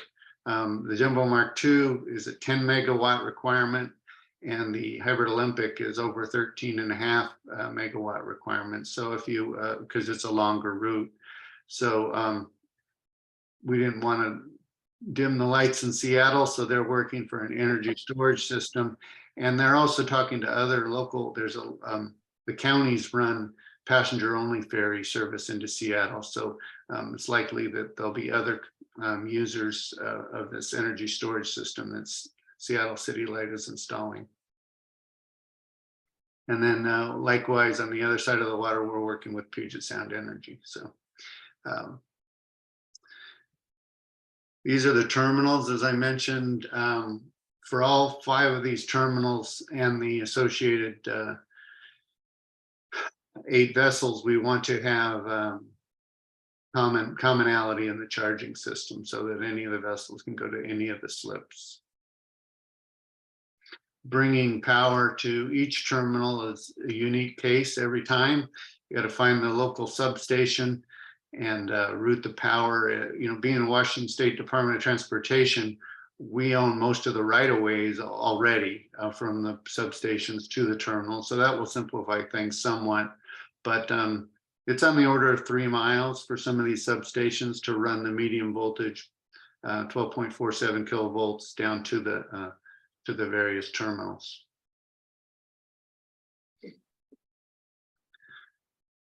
For the charging system, we have a very unique set of requirements here. We designed our systems based on our current schedule. So we typically only have 20 minutes in the slip to offload vehicles and onload vehicles, and same with passengers. So designing around there informs the battery size and the charging voltage and rates and things. So that's one of the key design factors. The other one is tidal range. We have a 20-foot tidal range that we need to accommodate. Passenger safety is key, trying to make sure this medium voltage is well clear of any passengers. And then, as mentioned earlier, the vessel motions are very important. So our current plan is to build an offshore column like you see here. And there's a couple different European charging companies that could match our tidal range based on that fixed column. And that would work for both vessels. So high level plan by route here, the Seattle Bainbridge route would be first with the Jumbo Mark II vessels, followed by Seattle Bremerton with the Hybrid Olympics, and Clinton Mukilteo with the Hybrid Olympics, Edmond Kingston with the Jumbo Mark IIs. Been some talk about, hybrid versus all electric, and it's worth noting that, we looked at that as well. Resilience is really the key, both in terms of timing of, first, the vessels are going to be converted first before the terminal infrastructure can be in place. So we need to be able to operate the vessels before the terminals are ready. Second, we move vessels around from route to route. And so we may need to run the vessels on a route that aren't electrified. And then finally, in the case of power outages or natural disasters and things like that, we wanted the resiliency of being able to operate on diesel. So our intent is to operate at about 95% of the time in electric only mode. with the severe weather events and other things being the 5%. And through our full plan through 2040, you can see the San Juan Island routes are our last. Those have our longest distances. It's about a 2-hour transit from Anacortes over to Sydney, British Columbia, and so that will require a level of technology that might not be there yet, but we're pretty sure it'll be there in 10 years. So our system electrification plan was very well received by the legislature and the public, and really we haven't had any pushback for our initiative to electrify our fleet. We've secured over $1.3 billion in funding to date, so that will fund our conversions and the hybrid electrics and the electrification of our terminals and our central Puget Sound. Still have some more funding to go after, over the next 15 years, but we're optimistic that we'll get there. Here's another breakdown, just under $4 billion for overall, but most of that, remember, is building vessels that we needed to build anyway. The size of our vessels, it's on the order of $200 million per vessel, so they're not cheap. So some of the lessons learned that may be of interest to this audience here. Electrification works for us because of a few things. One, the distance of our crossing, the frequency of our crossing, the proximity to electrical power, the source of that electricity being renewable. All those things work well for electrification for our application. Depending on your application, maybe it's hydrogen, maybe there's a different solution. So it starts with the route analysis. Once you have that analysis, it's important to get support and educate people on this. As mentioned, it's kind of a new idea here in the United States, and transit agencies are strained for money, and is this the right investment? But if you do the analysis, you'll see that you're going to save money over the life cycle, and that's something that's welcomed by elected officials on both sides of the aisle. So a plan, our system electrification plan, we had, as mentioned, kind of the same players. We had KPFF and LA Bay Design Group work on our system electrification plan with us. And it's just a really great document that addresses the technology, addresses the requirements for the vessels and the terminals, plots, plans each construction project over time, and then maps out the emissions benefits and the cost savings over time. And it really is just a nice roadmap that has been well received by the legislature, and that's on our website. If anybody wants to grab that, it's taxpayers paid for it, by all means, or I can email you a copy as well.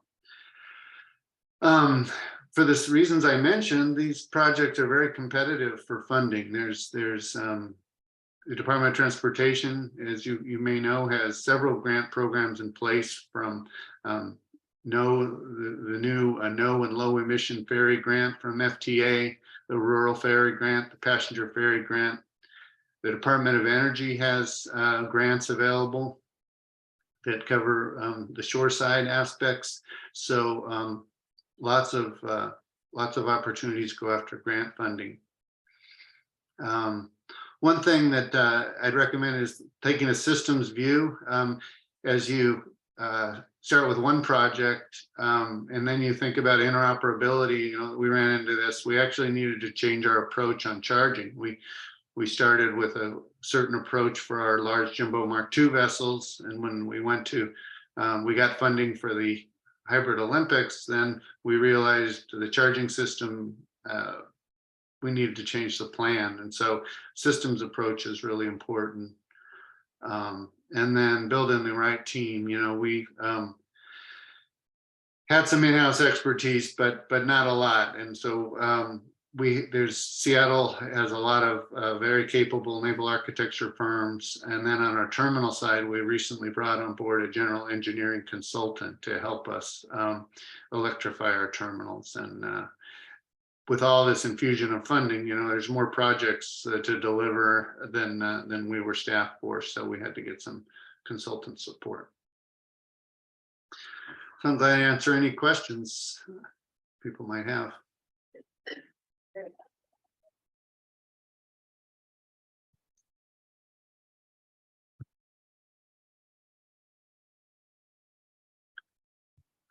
Thank you so much. I'm Christine Todd, and I'm just wondering with regard to the conversion process, understanding that there probably would be a variety given the vessel that you're working on. What is the anticipated length of time that it would take to convert a vessel? And is that vessel able to remain completely operational during that period?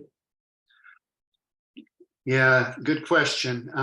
As I mentioned, we have 21 vessels, and ideally during peak service, 19 of those are in service in the summertime.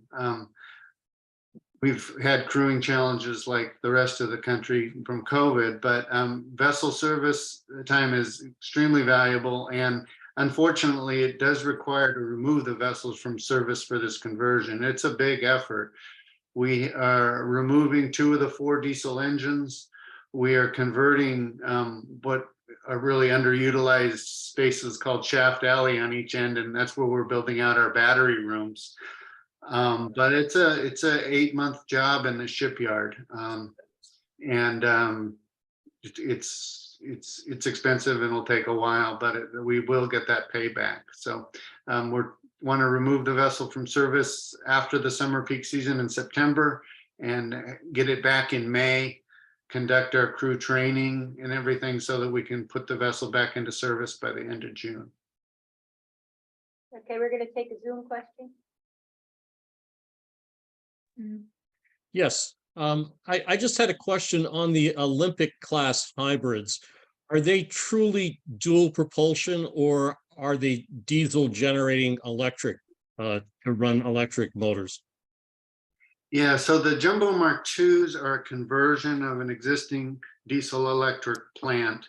The hybrid Olympics are a new propulsion system from the ground up, and the design has ABB as the propulsion system integrator with a DC grid configuration or architecture with spear batteries. And so it's designed to be able to operate in various modes, all electric mode or hybrid mode or diesel only mode, with or without shore charging. Hello, I'm Amelia Hendrick. Our first speaker from Denmark said it would cost about 14 million for a new ship, electric, plus that same figure for battery. Did I just hear correctly? You said 200 million? And what is the discrepancy? That's 10 times the cost. So I'm curious on your feeling there. Yeah, it's a very different size vessel, a very different size market, or different market. We're in the United States subject to the Jones Act, so we need to build our vessels in the United States. And in Washington State, we also have a build in Washington requirement, but it's about 1 million labor hours for the size of vessel we're talking to construct a vessel, and it takes between 2 and 2.5 years to construct. So they are expensive. The difference, we often get asked of the difference from hybrid electric to diesel mechanical, and upfront, yeah, I think the number offered of 15% is about right. But again, you make that up very quickly. I think you're a little bit mistaken. The Woods Hole was built for 40 million. Yes, back in the 19 or 2005 or something. I can't remember when those were built, but I wish they were cheaper. Hi, Doug Brown. I wonder if you could refer back to what you mentioned about the Department of Energy with the shoreside grant funding. How much of a percentage of infrastructure was paid for with grant funding? And then also, could you mention what overall percentage of your operation is subsidized through federal or state funding? So we have not won a Department of Energy grant. I know the utilities we're partnering with the utilities to apply for some of those, but I would just encourage you to go to their site. I'm more familiar with the Department of Transportation grants. We have won several FTA grants and passenger ferry program, and we recently won the no and low emitting ferry grant. So on the order of, $6.5 million, I think, and 5 million for those various grants. There's a CMAQ grants, congestion mitigation air quality grant. So the grants aren't going to fund the whole project by any means. Washington State Ferries receives quite a bit of funding from federal sources.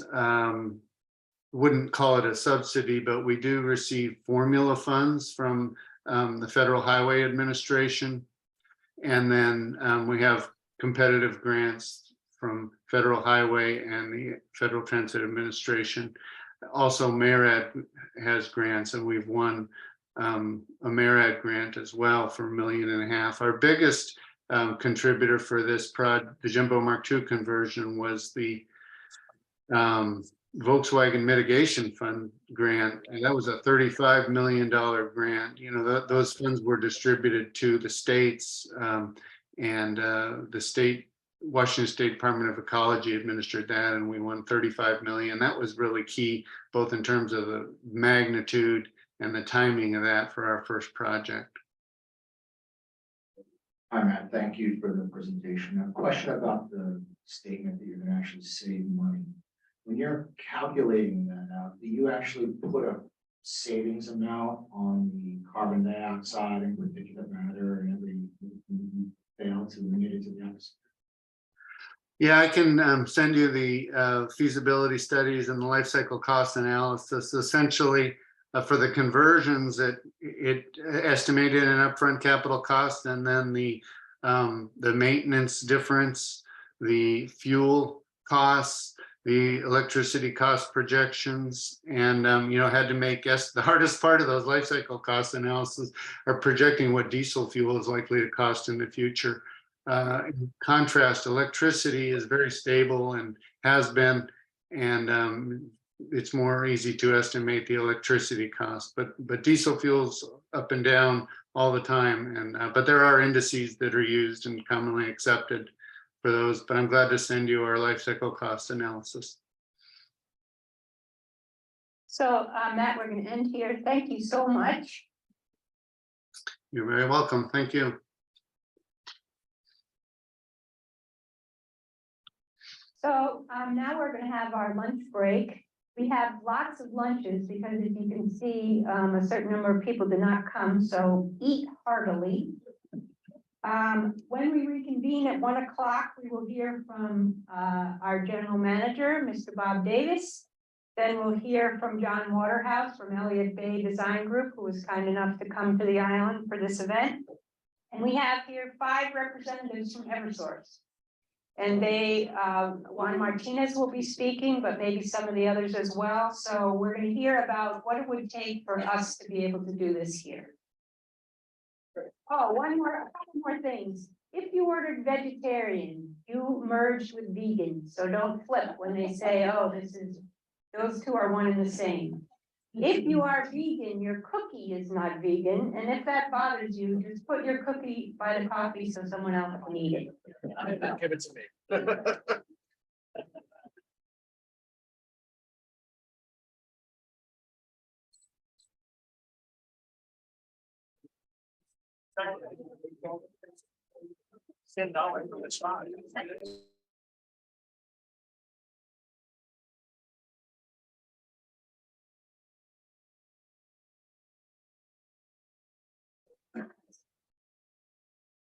The other thing to know is that we do have all of the presentation slides from this morning and also some from this afternoon.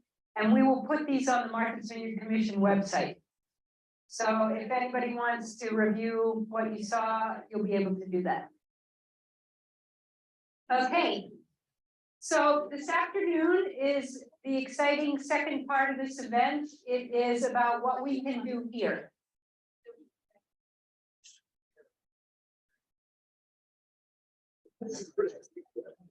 And we're going to hear first from Bob Davis. He's the general manager of the Steamship Authority. Then we're going to hear from John Waterhouse. He is the head of Elliott Bay Design Group. And then we are going to hear from Juan Martinez. He is one of the 5 Eversource people here. And he's going to speak about what would be needed if we wanted to have onshore infrastructure in both Vineyard Haven and Woods Hole. So I'm going to leave it first to Mr. Davis.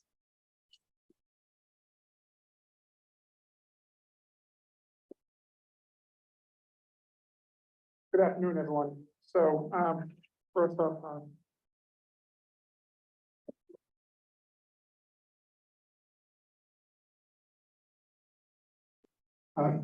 just this morning we heard from many other operators that have already ventured down the electrification and hybrid road, but I want to assure you that those are the exceptions at this point. And next slide. So this is the latest data that's available from the U.S. government National Census of Ferry Operators. So it shows that over 80%, 88% of the operators in the U.S. still are operating on diesel. Another 4% for gas. And at the bottom, we see that there's some electric and some other, which includes some plug-in hybrids as well. So I just want to assure you that we're not lagging behind the rest of the industry. We're keeping abreast of what's going on and seeing opportunities that we have coming down the road. Next. So one of the things that pointed out was Washington State Ferry, for instance. They're the way that they're set up, they're part of Washington State DOT. So they receive some funding for their operating expenses, and then their capital expenses are funded by WashDOT. Here at the Steamship Authority, essentially 100% of our operating expenses are covered by farebox collections. In 2022, we did have $3,756,000 in grants, operating grants that we were able to obtain. But those grants could only be used for preventative maintenance. So we used those as an offset to some of the dry dock costs that we had for our vessels. To put that in context, 2022, we had over $120 million in operating expenses. Also, effectively 100% of our capital expenses are covered by farebox, whether it's directly through transfers to the replacement fund, or whether it's bond issues that we then have to pay for. So in 2022, our capital improvement fund included a little over $16 million. That was primarily to purchase 3 used OSVs.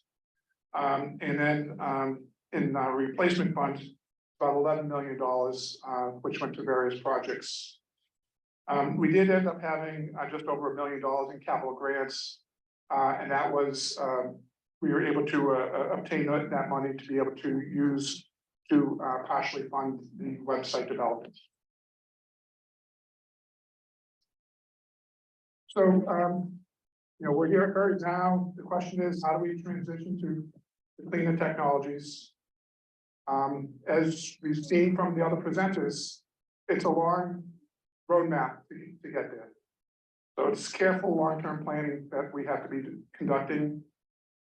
We have to be looking at what infrastructure modifications we'll need to be doing on the shore side.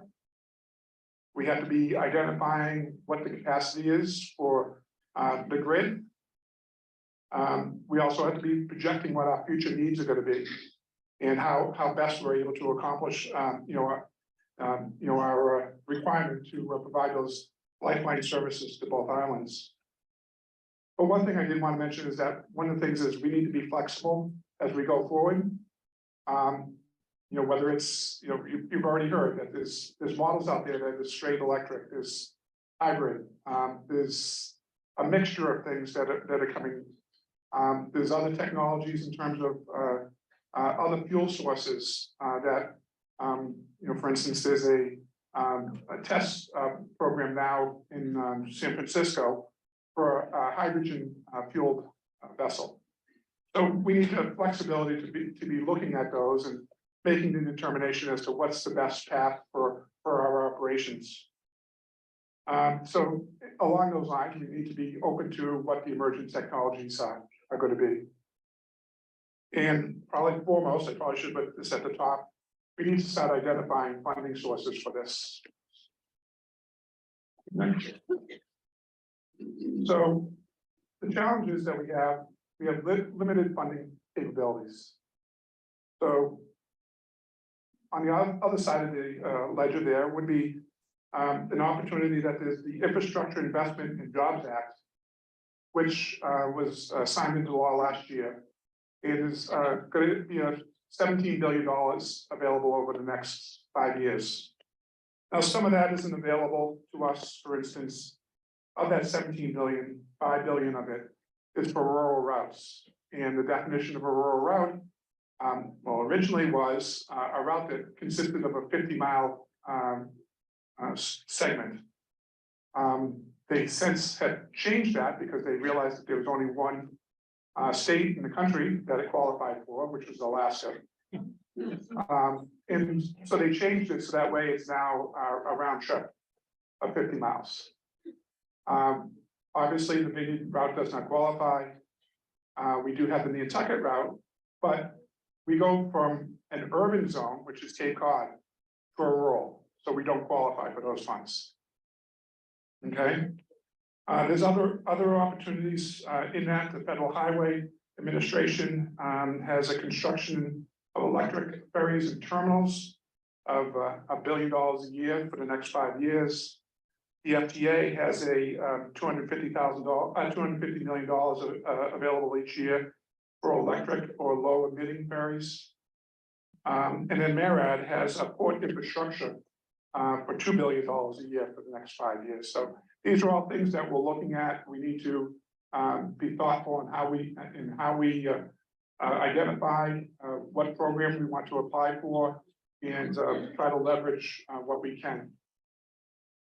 Another challenge that we have is that we have 2 distinct routes. While Washington State has 10 different routes, we have a fleet of 10 vessels that most of the vessels are interchangeable, with the exception of the Island Home and the Governor.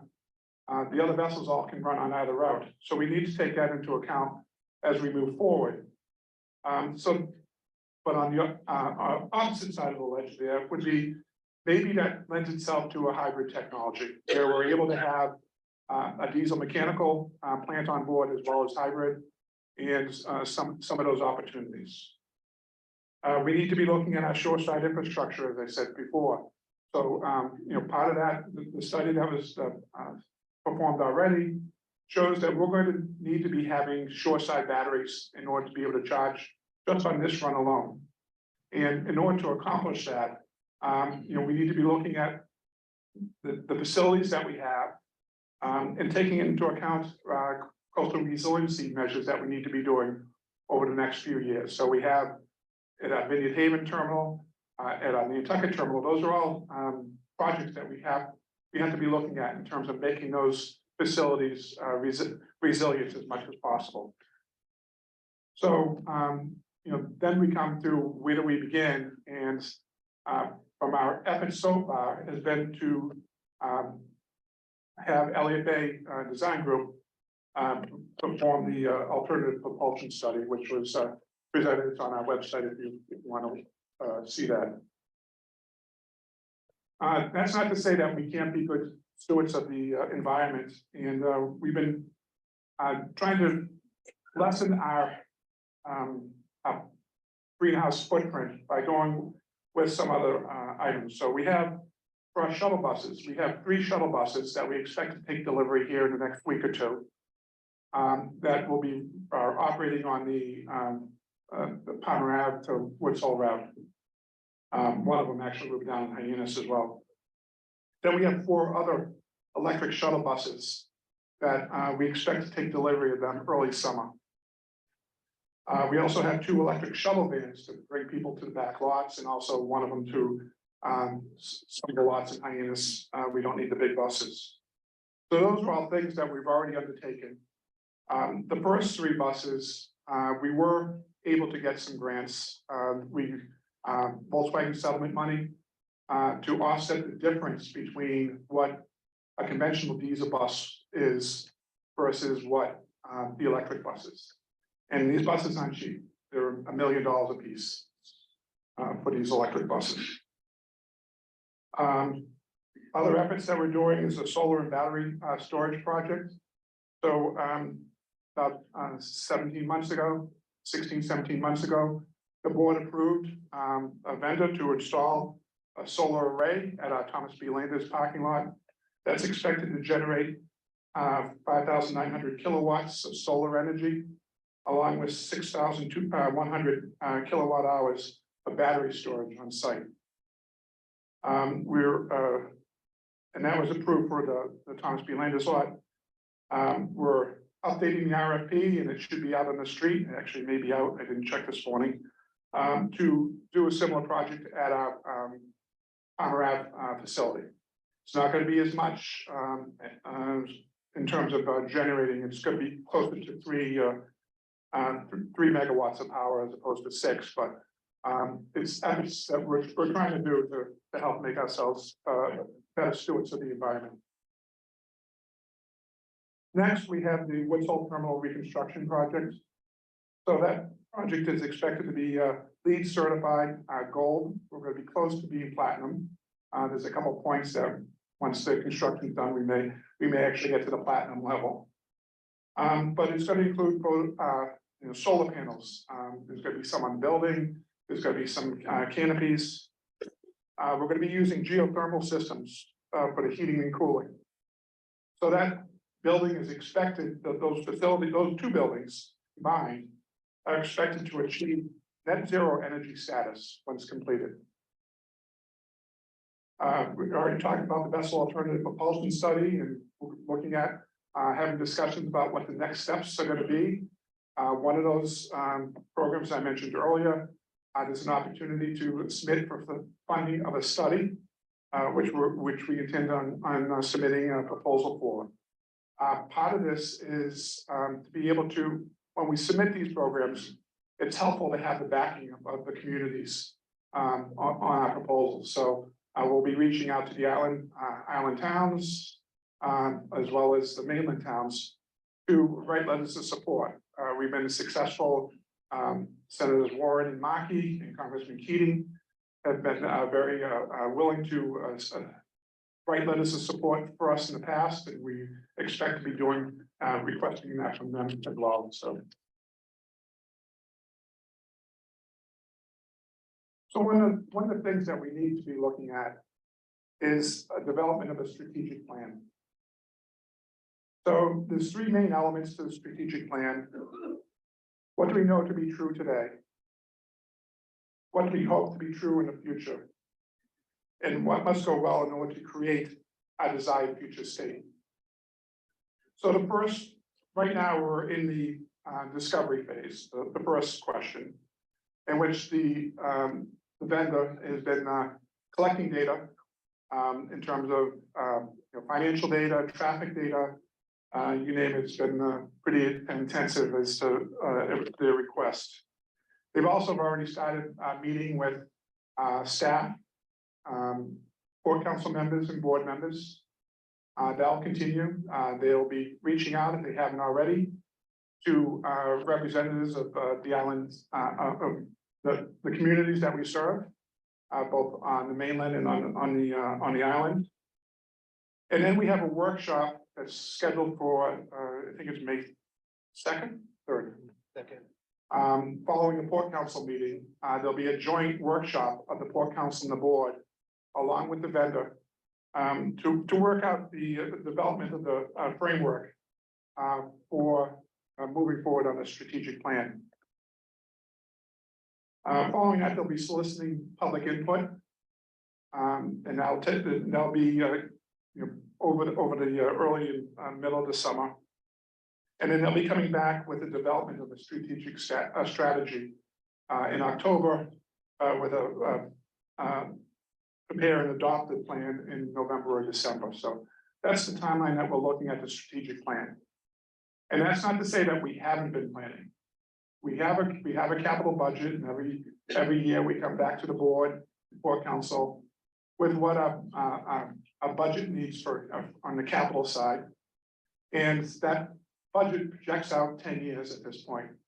And we update it every year, and we move things along in order to identify not only the projects that we see right now, but also to be identifying what we feel we're going to be needing to do in the future, and how we're going to be able to fund those projects.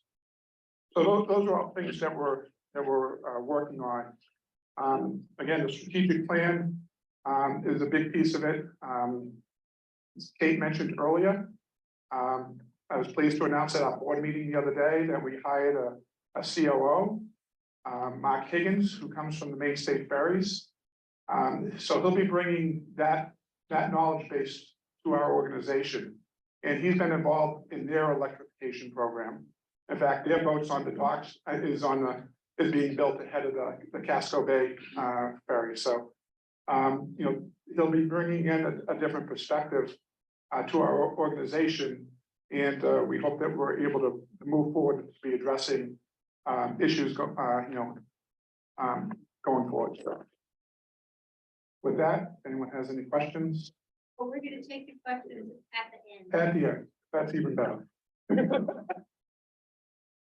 So forget any questions you had.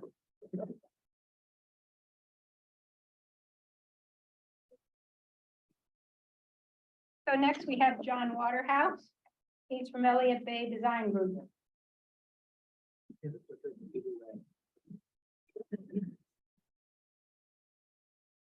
How about I'll do it? Yeah. Okay. I'll run the slide. That's good. It's okay. Just give it. Oh, that's.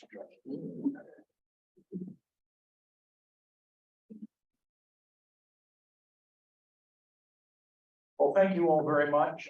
It's a great opportunity to come and talk to a group of people in one of the loveliest places in the world that I know of. It's been my pleasure to be involved with the Steamship Authority for quite a few years now. My company was responsible for the design of the island home, the design of the Woods Hole. But we work with ferry operators all across the United States. And as part of that, we're trying to keep our ears very much to the ground on what are new technologies, what are the issues facing, what are regulations coming up, what are funding sources, what are our customers worried about. And so I like to say that I'm not an expert in the ferry industry. I'm a student of the ferry industry, because there's always more to learn and do. Just hit the right arrow button. You should be good. Okay. Or not. All right. Yeah, why don't we go old school? There we go. But so for today, I'm going to talk a little bit about the propulsion study that we did in 2022 that was presented. We got feedback on that from the Martha's Vineyard Commission, and we have done a revision of that, bringing in some updated information and casting out a longer time horizon. But to give some context to that, I'm going to talk a little bit about our experience as a ferry design company. What was sort of the scope of study that we did, and what were some of the key assumptions? Because my old boss used to say that bad ground rules beget bad decisions. So you always got to be prepared to go back and relook at the ground rules to understand how did things turn out, or how did they evolve. And then finally, I'll talk about some of the findings that we came up with.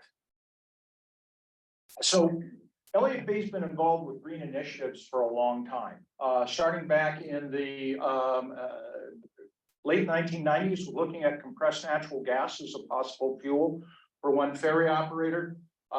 We were involved with the development of the EPA regulations for marine diesel engines. Our chief marine engineer was working as part of a industry group trying to help advise EPA on those.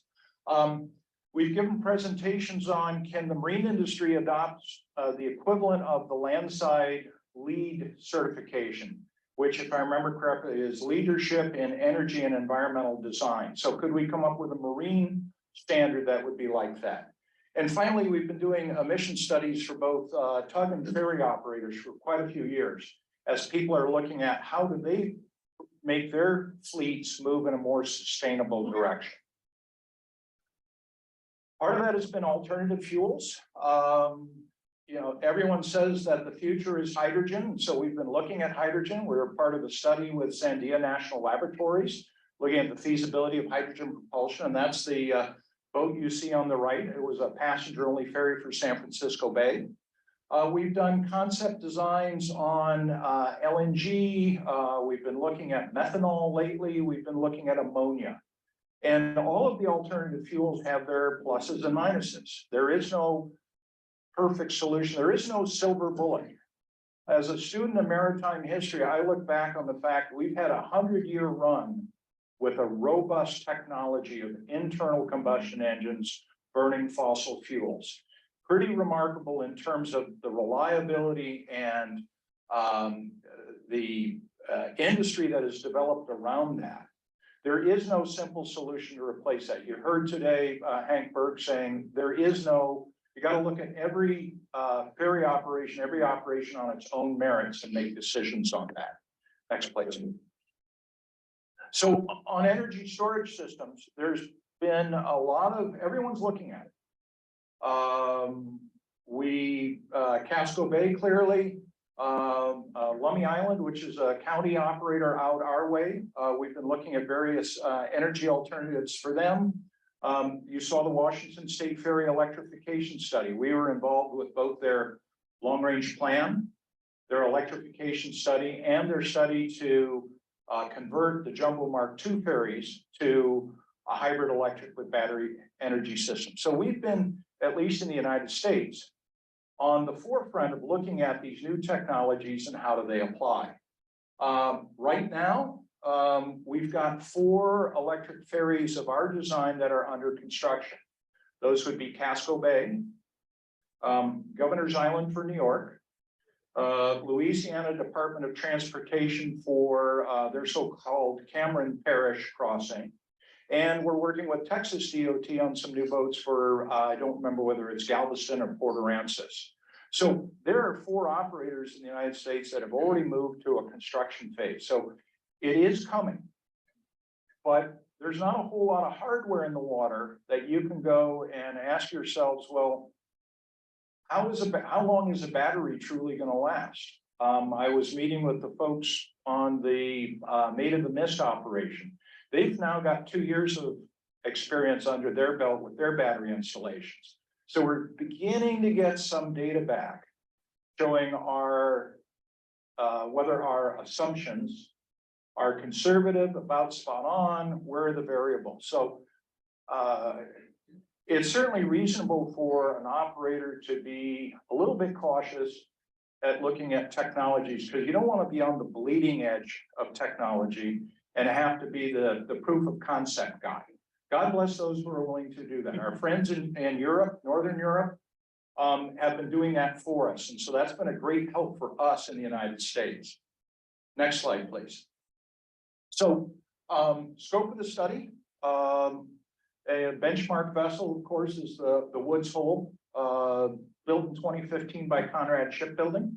You can see the pricing structure. We originally bid it at 41 million. Shipyard came in at 36.4 million. That was, at the time that was bid, it was a time when the US shipbuilding industry was in a very competitive mode. They were hungry for work. So we got some good pricing, but you can't always count on that being the case when you go out to bid. And as you heard Hank Berg say, we've been seeing some real sticker shock here lately when we've been going out for shipyard pricing. Current estimate to build the same boats in sort of the 49 to 54 million. And I'm giving a range there because it depends on the cost of steel. It depends on requirements that you as the bidder put on. Are you requiring that the shipyards pay prevailing wage, have a disadvantaged business enterprise, that this whole Buy America, all those requirements, which are good requirements, add cost. And so we need to be mindful of that as we're looking at cost strategies and planning going forward. Next slide.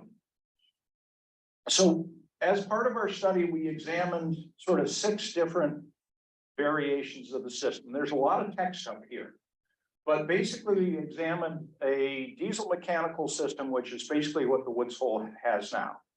Then we looked at a diesel electric with a small battery, where you could run just the battery when you are at dock. So you have 0 emissions while you're in harbor, but when you're underway, you're running as a diesel electric boat. We looked at one with a medium battery where we're saying, if we have a larger battery, can we do some peak shaving? How do we optimize our energy usage? And as you heard from the folks in Denmark, it's all coming down to energy. How can we be wise about the energy we're using? Can we make the boats lighter so that they weigh less and we have to use less energy to move them through the water? Can we, will our passengers accept the fact that maybe we set the air conditioning on the boat to a different temperature range so we're not using as much energy? What do we do in the wintertime? Because wintertime you have to have heat. Where are you going to get that heat from? Does that heat come from your batteries? The batteries aren't really good at generating heat for like accommodations. Are you still going to have a boiler on board that uses a fossil fuel to generate heat for the ship? So all these energy considerations have to come into the equation when you're starting to look at new technologies. Diesel electric with 3 generators, 2 propulsion motors, and a larger battery. We were saying, well, what if you're trying to get 50% of your power from the battery? Not all of it, but 50%. What does that mean in terms of cost and size? And then finally, we came down to the all electric. How big does the plant have to be to operate in an all electric mode? But also we still assume there would be a generator on board. And you've heard some of the reasons why you might still have a generator. What happens if the electrical grid goes down? What happens if your robotic charging arm decides to go haywire and not work that day? What if you need to reposition the ship to go to a shipyard for an overhaul, and that distance to the shipyard is more than the range of the ship on battery? So all these considerations come into the question of whether we still continue to have a diesel engine on board and still carry fossil fuel and still have all the maintenance of that diesel engine in order to give us some resiliency, some ability to adapt to the future unknowns, because we don't know what that's going to be like. Next slide, please. So we looked at 6 different alternatives. And as I said, we started with the energy profile. So we got actual engine data off of the boat, and that's the sort of jagged looking curve that you can see there for a run from Woods Hole here to Vineyard Haven. We simplified that. We made it a simple step curve for the purposes of our study and looking at it. And you can see that you've got higher energy coming out of Woods Hole, then it kicks up to the transit speed, and then you slow down for the approach into and docking in Vineyard Haven. We made some assumptions because you have to start with some cost data. So fuel at $2.15 a gallon. You heard Hank say that his study looked at $3 a gallon for fuel, and no one can really predict what diesel, ultra low sulfur diesel fuel costs are going to be 5 years from now. I'll talk about that in a minute. You see batteries there. We assume $650 a kilowatt hour for marine batteries. Now, marine batteries are built to a different standard than shoreside batteries. So you may have seen pricing where batteries are down in the $400 to maybe even $300 a kilowatt hour. Got to be sure you're comparing apples to apples when you're looking at what kind of batteries are we talking about. Our capital costs include the propulsion differences from our baseline vessel and the shore charging system. And then finally, you heard today that we included some emissions, just as Hank did and Washington State Ferries did. Because if you have a diesel engine in there, you have to run that diesel engine occasionally just for maintenance and make sure everything's working. There may be scenarios as bad weather or when the grid is down where you have to run that engine. So you're not necessarily going to be fossil free. So you need to think about how does that actual operational mix play in. And don't forget there's a cost up there that we're not used to, and that's the cost of urea. Any new engines that you put in are likely to be US EPA Tier 4. And Tier 4 requires that the diesel engine have a selective catalytic reduction as part of that. And that requires urea or diesel emission fluid be injected into the exhaust stream to help pull down your NOx, SOx, and particulates in the exhaust. So there's an added cost of where we're burning, I think it's roughly a 10-to-1. For every 10 gallons of diesel fuel, we're burning not quite a gallon of urea. So there's a new cost coming in with new lower emission engines. Next slide, please. Energy costs. You can make an argument any which way as to whether electricity costs are going to go up, go down, whether fuel costs are going to go up, go down.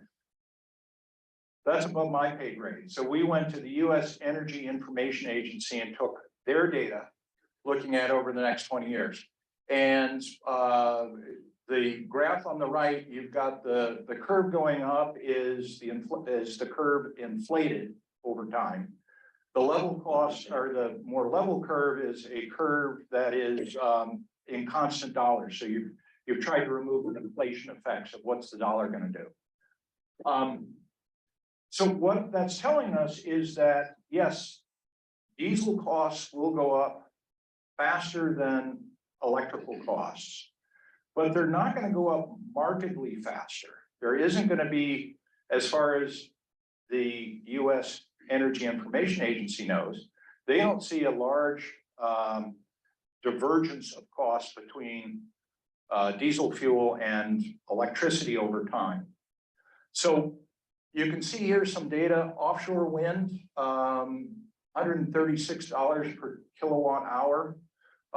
They're predicting that will come down, but it's compared to a combined cycle gas electrical plant at $44 per kilowatt hour, and solar right now. And that's been one of the great stories over the past 20 years is how the cost of solar has continued to come down. And it looks as though it will continue to come down. But can you count on that same sort of cost improvements for wind power and for battery technologies going forward? So there's this, what's the future look like? Next slide, please.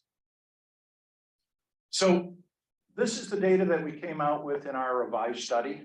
You can see the basic cost for a new boat, diesel mechanical, is roughly $54 million.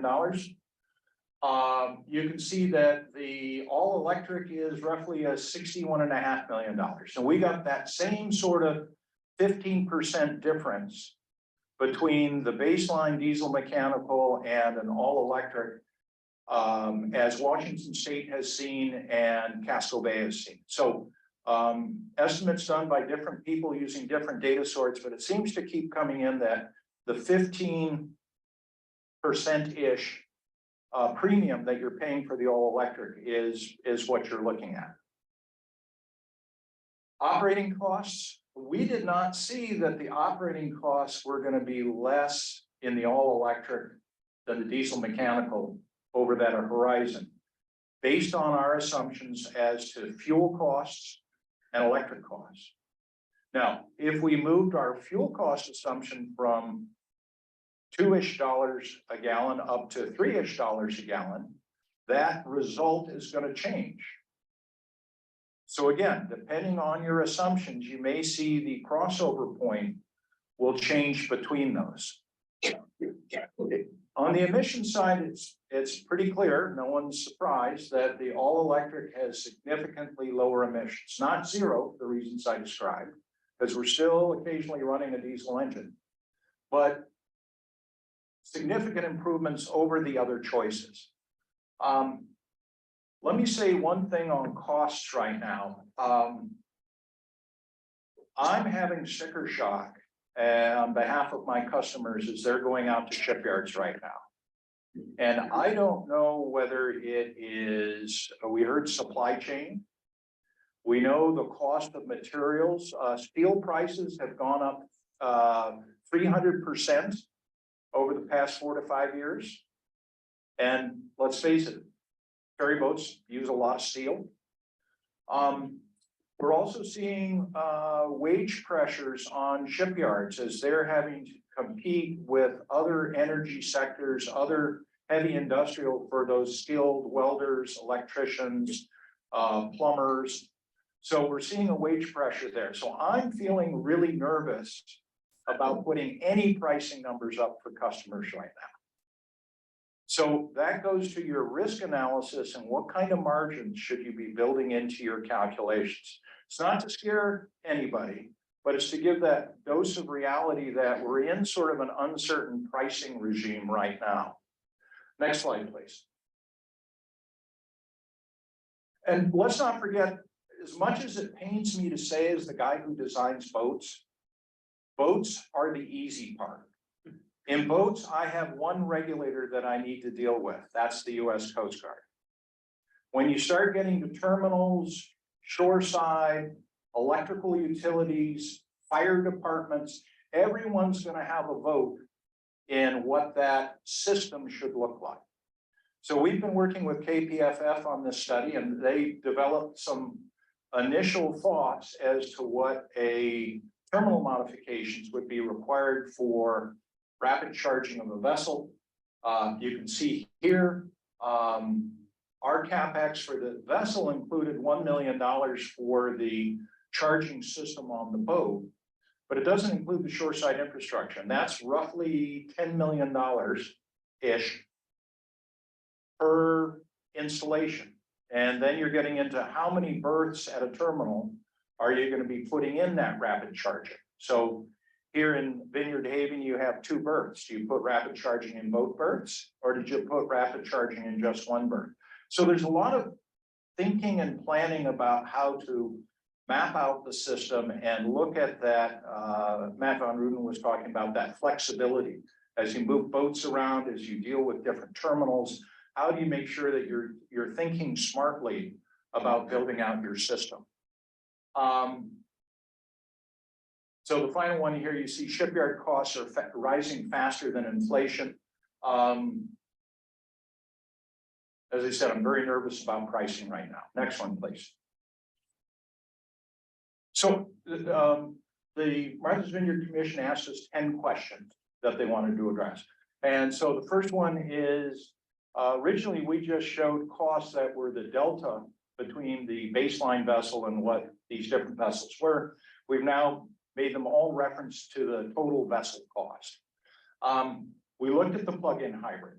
And again, the plug-in hybrid is a, how much are you using it in hybrid mode and how much are you using it in plug-in mode? We're designing a new boat right now for Delaware River and Bay Authority. They operate a ferry between Cape May, New Jersey and Lewes, Delaware. It's about a 17-mile route, if I remember correctly. And they don't have a robust electrical grid on either side of the route. They are, their crews are nervous about some of the new technology. So we're having a lot of discussions with them. But as we design a new boat, how do we future-proof that boat? How do we build in margins to take on board new technologies when they feel it's time to do so? So that might be an aspect of the planning for the Steamship Authority, is to sit back and say, we could build a new boat today. What are the things we would do for that boat to give us the ability to add batteries or switch gear or I keep hoping for, if you're a movie fan, the Back to the Future where he drives up in the DeLorean and there's some Mr. Fusion on top of the car, where you just put a banana peel in. That's what I'm hoping for. So future proofing. Energy costs, I mentioned the EIA report, maintenance costs.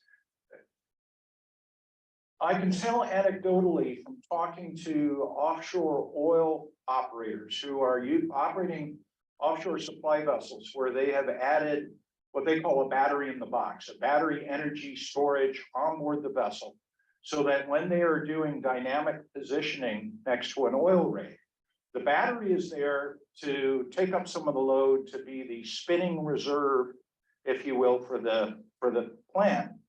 They report that they're getting 20% savings in maintenance because they're working their engines less hard. They're getting more time between overhauls. That's the anecdotal stories that I'm getting out of industry. But we don't have that data here domestically in the US to be able to truly give a baseline to say, how does an all-electric compare to a diesel mechanical system at this time? So how we did answer that is we used a consistent methodology over time. We said, look, diesel engine needs to be overhauled every so many hours. Those overhauls take so much labor hour.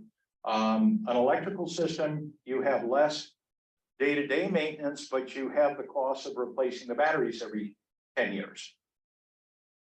And one epiphany for me as a vessel designer is to think of batteries not as a capital cost. Because every time you use a battery, you consume a little bit of its capacity. So in many ways, a battery is a consumable. And you saw on the chart from Denmark where they had their batteries going between an 80% state of charge and a 40% state of charge. As batteries lose capacity over time, you may no longer be able to get up to an 80% state of charge. You may only be able to get up to a 65 to 70% state of charge. So you used up that ability in the battery, you've consumed that. So we should be thinking of treating batteries as a consumable with the understanding that after 10 years, you're going to take that battery out and replace it with another battery set. Now that battery that you've taken out still has value. It still holds energy. But right now, there is no marketplace in the United States to be able to say, what's the salvage value of a battery that's still got 70% capacity? So we've been, in our calculations, to be conservative, we've basically given the batteries a scrap value after 10 years. I think the reality will be different. We're talking with Washington State as they're rolling out their plan. We're saying, look, after 10 years, you can take that 8+ megawatts of batteries out of the jumbo Mark IIs and put them on shore as a battery reserve for your remote terminals. You may not have 8 megawatts of capacity left in that battery. You may have only 6 left, but that you can reuse those batteries if you're doing some strategic planning, so you get value of them down the road. So that's become part of their electrification study. Again, I don't know what makes sense for the steamship authority. Battery pricing, I mentioned marine batteries are different, shoreside batteries. Question came up is how do we account for the value of reducing emissions? And I know there's been a push to come up with some kind of carbon trading or emissions reduction scheme in the United States. There is in Europe, and that's part of what's helping places in Denmark justify the cost, is because they get paid for essentially reducing their emissions. California's got an emissions trading scheme as part of their CARB deal.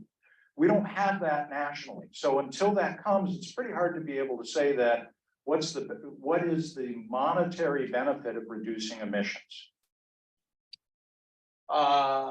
Vessel CapEx, I mentioned it wasn't just our opinion on what the cost of vessel were. We brought in a third party that had worked with us previously back on the Woods Hole. And he independently came up with a set of numbers, and we're numbers seem to agree pretty well. Funding sources. Now, you've heard today about some of the funding sources. Washington State's looking at FTA or federal highway funds. There are Department of Energy grants out there. There's the Volkswagen money. Hank Berg's secret is he was able to stitch together 7 different sources of money, plus their own capital funds in order to make that ferry project work. So it's going to require creativity and working closely with your congressional delegations and, you know, go out and beat the bushes.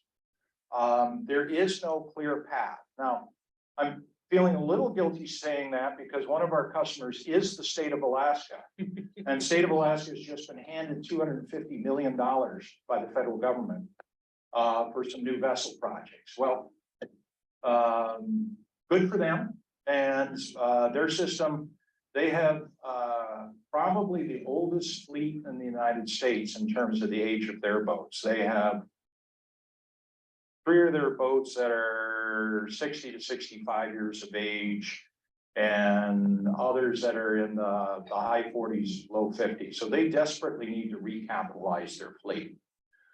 But as you look at it with 10 boats, and if you say the age of a fleet is maybe 50 years, 60 years, you can start looking at how many boats you need to build in order to keep that fleet not growing any older. So you've got to be on sort of a 5 to 6 year cycle of new boats coming into the fleet to keep the age of the boats within reason. And finally, we were asked about the strategic plan. You heard Bob speak today about some of their work and starting a strategic plan. I can tell you the state of Alaska is just starting a new long-range plan. We were part of Washington State Ferries long-range plan, and it was a great baseline to be able to go and talk to legislators about legislators about this is what we want to do. This is what we're trying to do. So having good planning documents, I think, is essential. Next, please. So pre-freight boats are being replaced. You can see the average age of your fleet right now is 33.6 years. And with the new boats coming in, it's going to bump it down to 28 years. The good news about those boats that are coming in, the 15-year-old boats, is they have been very lightly used over those 15 years. And so they've got very low hours on engines. We know the company that built them, and the company Hornbeck built to a very high standard. So they're not your typical 15-year-old boats. They're in good shape. I mentioned thinking of new technologies and future-proofing a system. And is that future technology going to be hydrogen? Is it going to be methanol fuel? So instead of running diesel in your hybrid plant, do you need to be thinking about, well, we'll be using methanol, a high flashpoint fuel, instead of diesel 15 years from now? What do you do in designing a boat today to make that easier to switch over to 15 years from now? Disruptors. When I'm doing long range planning, I always try to think of what are the surprises, what are the shocks down there. Up until COVID hit, I never had a global pandemic on my list of disruptors. But now we can know that those kind of black swan events can come along and throw all your planning out the window for a while. So energy costs are clearly one of them. We're here today to talk about climate change. Is that climate change going to accelerate? Is it going to, what's the pace of that change going to be? There is a lot of work being done in new battery technologies. Our chief electrical engineer is tracking that very closely. And we have the promise of batteries with a higher energy density that allows us to pack more punch in the same size and weight. So that's exciting. One of our customers is Staten Island Ferries. And as a result of the pandemic, they're carrying about half the number of passengers than they did pre-pandemic.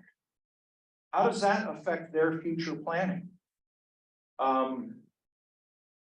And then finally, package freight. One of the things Hank mentioned, and it's to elaborate on, is Islanders are ordering more stuff from Amazon.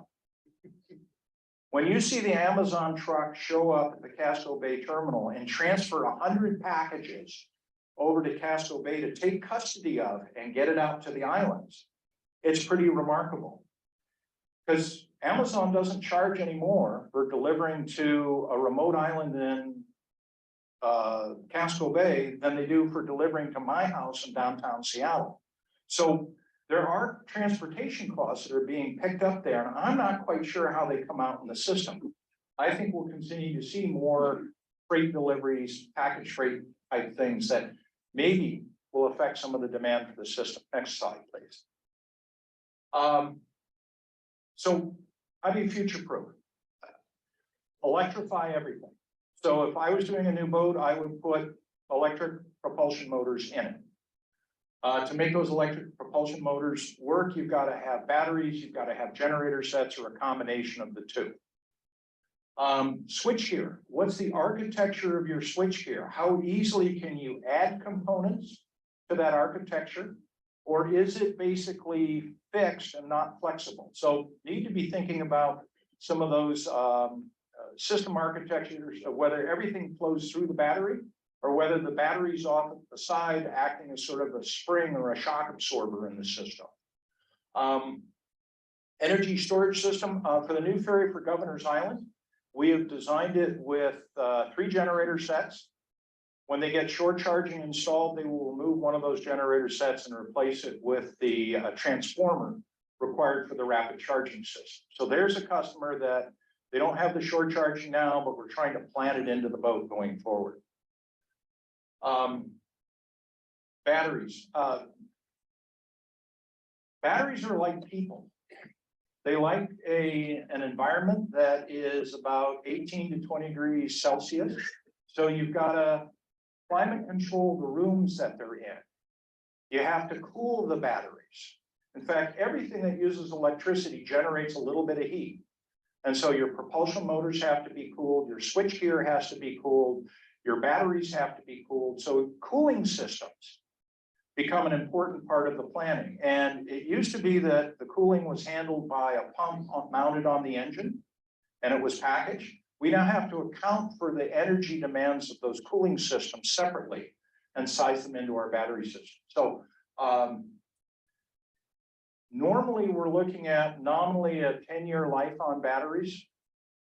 There's nothing magical about that number. You could say, I'm gonna bet on the curve. I'm gonna say, I'm gonna do an 8-year life on my batteries with the expectation that just like my cell phone, after 8 years, there's gonna be something better out there. So there again is a strategy that you can use to reduce some of your capital costs by having a smaller battery installation that you're going to be pushing harder. So lots of things to think about as you're going into this world of electric ferries. Next slide, please.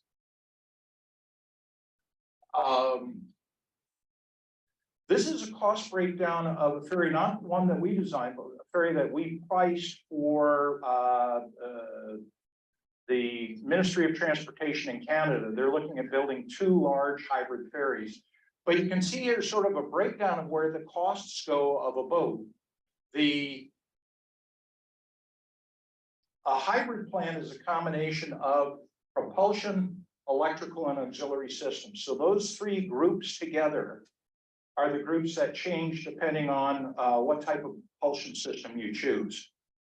So it's useful to think about, the old adage in the day was that for a ferry boat, 40% of the cost was in the hull, 30% was in propulsion, and 30% was in outfit. Those numbers have shifted as we're looking at these new technologies. So you got to be thinking about how do those cost impacts go through. Next slide, please. So I mentioned new battery technologies are great.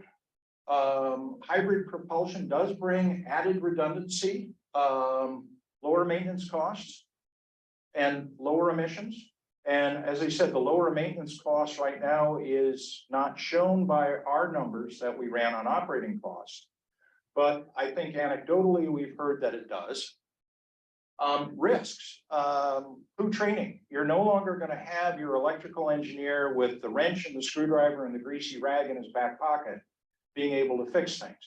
It's going to be a computer guy showing up with a laptop that he'll plug into the system and do his troubleshooting that way. So it's a very different skill set than, at least on the engineering side, than your current fleet has. So as an operator, how do you start thinking about training up and preparing for that reality? Vendors. When that error code appears on the computer that says it's an error number 72, is that something you can fix? Or is that something that you have to get on the phone to the vendor in Europe, most likely, and say, can you send a technician out to fix this? So there's a vulnerability there because we're relying on very specific skills and resources from the vendor groups. So again, a risk, but you need to be aware of it. And then finally, there's going to be competition because it's not just ferries that are electrifying. Hugs are electrifying, ocean-going ships are electrifying. So there's going to be competition for all these same sets of skills, resources, dollars. You heard today that being an early adapter of new technologies has its advantages, but you're also in the expensive part of the curve because the industry hasn't matured and you haven't got things down to a more steady state. So where on the cost curve do you want to be? And the graph over there on the right shows that electrical consumption in the United States, transportation to date has been a very small sliver of the demand on the electrical grid. Depending on how that develops, it's going to become a more significant sector of the electrical grid. Where is that all coming from? Are the electrical utilities going to be gearing up, stepping up to increase the total supply of electricity? So there's a wild card that Steamship Authority doesn't have any control over. Next slide, please.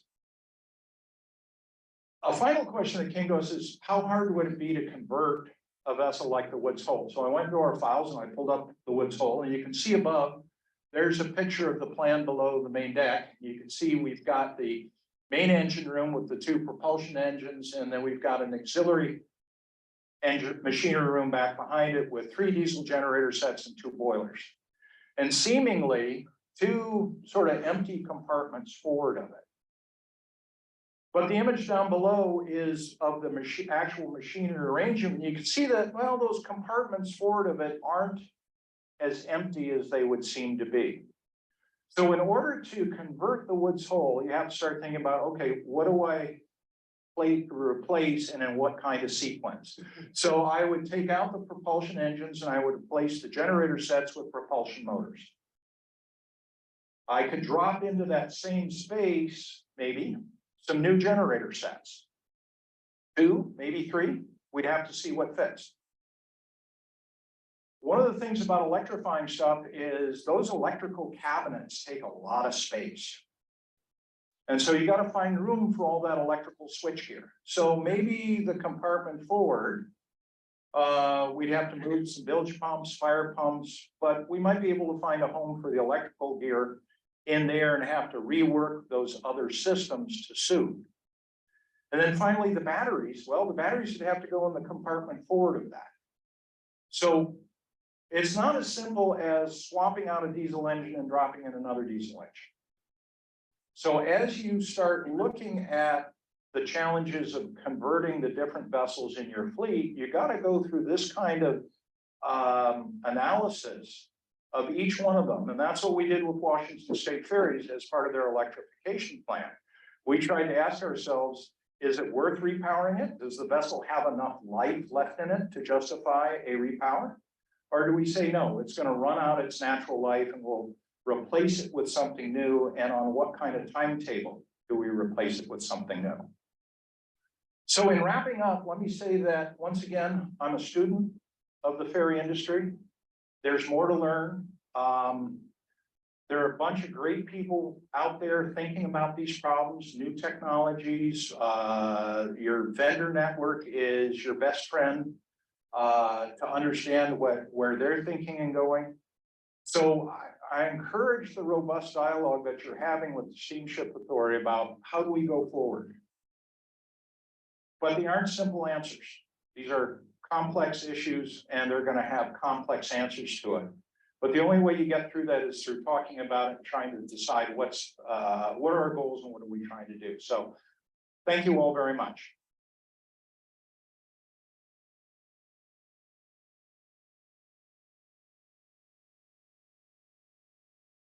So now we're going to hear briefly from Eversource about what would it take to have onshore infrastructure.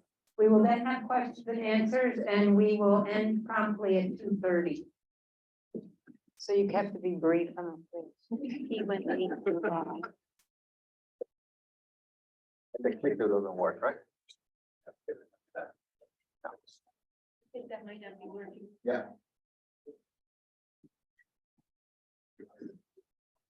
Thank you. Yeah, just give me a nod when you. So I will do the setup for the presentation. First of all, thank you, Kate and the Martha's Vineyard Commission for inviting Eversource conversation. I do have a whole team here. So my name is Juan Martinez. My distribution system plan, but we have a whole team here, and they thought they're just going to sit on the side and not be announced. But I have Gerhard Walker. He's the manager for advanced forecasting and modeling. Lavelle Freeman is the director for system planning. I have Ronit Goldstein, so everybody knows Ronit probably, but she's the community relations for the island, right? And then we have John Ventura, who's the manager for distribution system planning, for distribution engineering, sorry. So I don't have as many slides as the other team members. I'll try to keep it short. By the way, great screen, but first, this is probably the biggest screen I have presented on, so. Okay, so before we start, so probably I'll give an overview on how Eversource supply the island, right? I think we should cover that at the beginning. So as you can see on the right side, the supply for the island actually comes from Falmouth, what we call the Falmouth Station. And we basically have cables that come inland, and then we have submarine cable that goes, in the water, and then they land on the island. So we supply about 21,000 what we call meter customers. We actually set up, this is interesting, we set up a historical peak last year. So this has been the peak for the island now. It was set last year. So it's about 66 megawatts last year. We currently have, and I'm going to cover more of this later, but we currently have 4 cables, and that's how we supply the island, 4 submarine cables. The island, in terms of electrical, is a voltage between 23 kV, 8 kV, and 4 kV. So that's how those are the voltages that you see in the poles and the cables that are on the poles. And so on the bottom, what you can see is it has a heat map, right? So, and you probably know this because you live here, but where you see the hot spot, this is the concentration where the most electric is used basically in the island. So lower load customer density on the western part, and West Tisbury, Chilmark, and Aquina, but you probably knew that already. And we have about 20 megawatts of solar. So all the solar that is in the island, it's in the range of 20 megawatts of solar PV, solar DER actually. Next. So before I cover the system and what will be required for, let's say, to supply the ships, we do have 2 key projects that are needed in order to supply the island, and these projects are due in 2025. So we have in the right side, you'll see what the current cables are, and then the project. So we have basically the 4 cables are on the right side, and this is basically a picture of kind of the route of the cables. So we have the 4 cables, but the project consists of adding a 5th cable. So that's currently ongoing, and the estimated completion time is about 2025. So After these projects are completed, we believe we have a much robust system to supply the island, and it includes the installation of the fifth cable, and then one of the cables it's actually going to be replaced. We call it the 91 cable. So in essence, you have two new cables with a lot more capacity to supply the demand on the island. So that will increase the reliability, obviously, of the service, together with the submarine cables. So it includes, work from Falmouth down to the shore, the submarine cables, and obviously you have to take these cables, but then the branches that come from the island, you actually have to do work in the island to basically get that capacity from the shore and spread it around the island. So think of it as spreading out kind of the capacity. So there will be some reinforcements also needed on the island. One key fact, so the reason, one of the key reasons for reinforcing and adding these cables is this is probably the only project that allows us to retire the 5 diesels that are currently on the island. So once this project is complete, we're very comfortable that we will not need the diesels that are currently on the island. Next. Okay, so we were asked what would be required in terms of electrifying the ferries, right? So what I'm trying to show is it's a picture. We'll cover two places, one on the island and one in the Falmouth side. But basically, what I show in the picture is more or less, the Falmouth station is on the top right of the picture. And then what we have coming all the way down to Woodsaw is we have what we call 23 kV circuits. And the one that is attached is basically an underground circuit, so obviously more reliability because it's under the ground. And then the one on the top is basically overhead. And the thick lines are more what we call the main run. And when the main run means it's the thicker cable that goes through that area. So basically more capacity. And then around Elm Road, the cable converts to, let's say, a smaller cable. We call that a circuit lateral. So from Elm Road going down to Woods Hole, we were thinking, well, and again, this is high level, but in terms of design, if we were to increase the demand around Woods Hole, so what it will probably take reinforcing or upgrading those circuit laterals that come around Elm Road down to Woods Hole. So those are some options of what it will take to basically bring more capacity down to Woods Hole. It will probably be some lateral upgrade, so we'll probably need some circuit rearrangement around Elm Roads as well, because we have to maybe make some switching moves, maybe install additional equipment. And then when you get down to Woods Hole, so that includes the 2 circuits coming down. When you get down to Woods Hole, we're talking more of a local level construction. So ultimately, there is smaller cable also around Woods Hole once the circuit get there. So you have to reinforce that small conductor, additional equipment around the Woods Hole area. So, we call them reclosers, but basically switches and additional equipment on the poles. So that's at the local level. And then obviously, this is 23 kV. Obviously, we need transformers to basically step down that voltage, 23 kV to a usable level for the equipment on the ship area. So that's more or less on the Falmouth side, what will be required. And then next slide. Okay, so now let's talk about around Vineyard Haven, right? So what we try to do here, so the circle is basically a low voltage area. So we call it's 4 kV, 4,000 volts. And what happened is it's mostly this area is mostly the entire area there is actually supplied by this type of voltage, so lower voltage. And the red lines show where that 23 kV, that higher voltage circuit comes in, right? So when we're talking about what will be required, let's say at Vineyard Haven to increase the capacity around the ship area, right? What will be required is we will need to convert that 4 kV, which doesn't handle a lot of load. We will need to convert it to 23 kV. So basically it's taking those extensions that you see in red that comes from West Spring Street and closer to like Greenwood Avenue and Main Street. So that's where the main tabs will be. So you actually have to take those circuits, reinforce them, the red ones, and then convert that 4 kV area to 23 kV. And that will mostly increase the capacity, and we'll be able to supply a capacity increase in the Vineyard Haven side. I know I rushed a little bit through it, but yeah, those are the slides. I kept it short.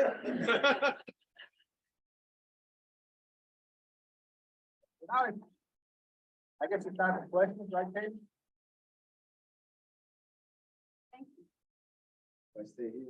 Sure. So we could take questions for Juan or other Eversource members. We could take questions for John Waterhouse and also for Bob Davis.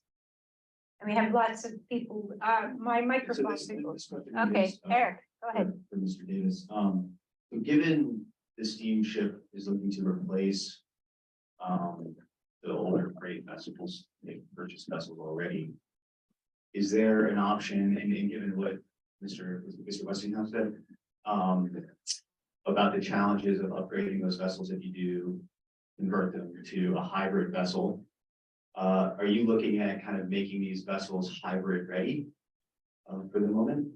Or is that something that the steamship would be open to and you can kind of maybe thinking about for these newer vessels that you all have purchased? Also, I just want to make one correction on the pricing of the levelized cost of energy. I think on the second presentation, those units were in kilowatt hours and they should have been in megawatt hours.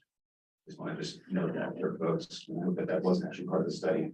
I would have messed it up. Okay, so in terms of the Aquina, Monomoy, and Barnstable, currently there is no plans to be converting or modifying those to become hybrid. As we've looked at those vessels, because of the condition of those vessels and the remaining useful life of those vessels, they could potentially become candidates to do that, but we have not done a study on that. As was pointed out earlier, one of the other presenters, in order to do those, you need to, these boats will be out of a boat would be out of service for an extended period of time to do that, and that was one of the reasons why we were looking at multiple versions of these vessels. It was one of the attractions to these vessels was that by them being identical sisters, that we'd be able to substitute them for one another. Yes, Bob. You shared, Bob Johnston, you shared with us a rough outline or general outline of the strategic planning process that the organization will be going through with key stakeholders, board counts, et cetera. I believe starting now through October and November, is that correct, roughly? Yep, so over the next month or two, they're talking with officials. And then we have this is a workshop at the beginning of May. And then from there, it'll be opened up to more stakeholder interaction. Great. So this will move you to a place where you have sounds like a fairly well-defined desired future state for the Steamship Authority looking out into the future. The three presenters this morning, which already have alternative fuel fleets, all provided a visual future roadmap of where they started and what their strategic intent was to be realized from their planning. I know Halfdan didn't offer that visible, but because I've heard him present before, I know he has it. A year from now, would you be able to present to us a visible of a Steamship Authority future roadmap? Yeah, we'll be looking at that. As I mentioned earlier, we're looking at trying to obtain some funding to start doing that study, and that will be a big piece of that future roadmap. Thank you.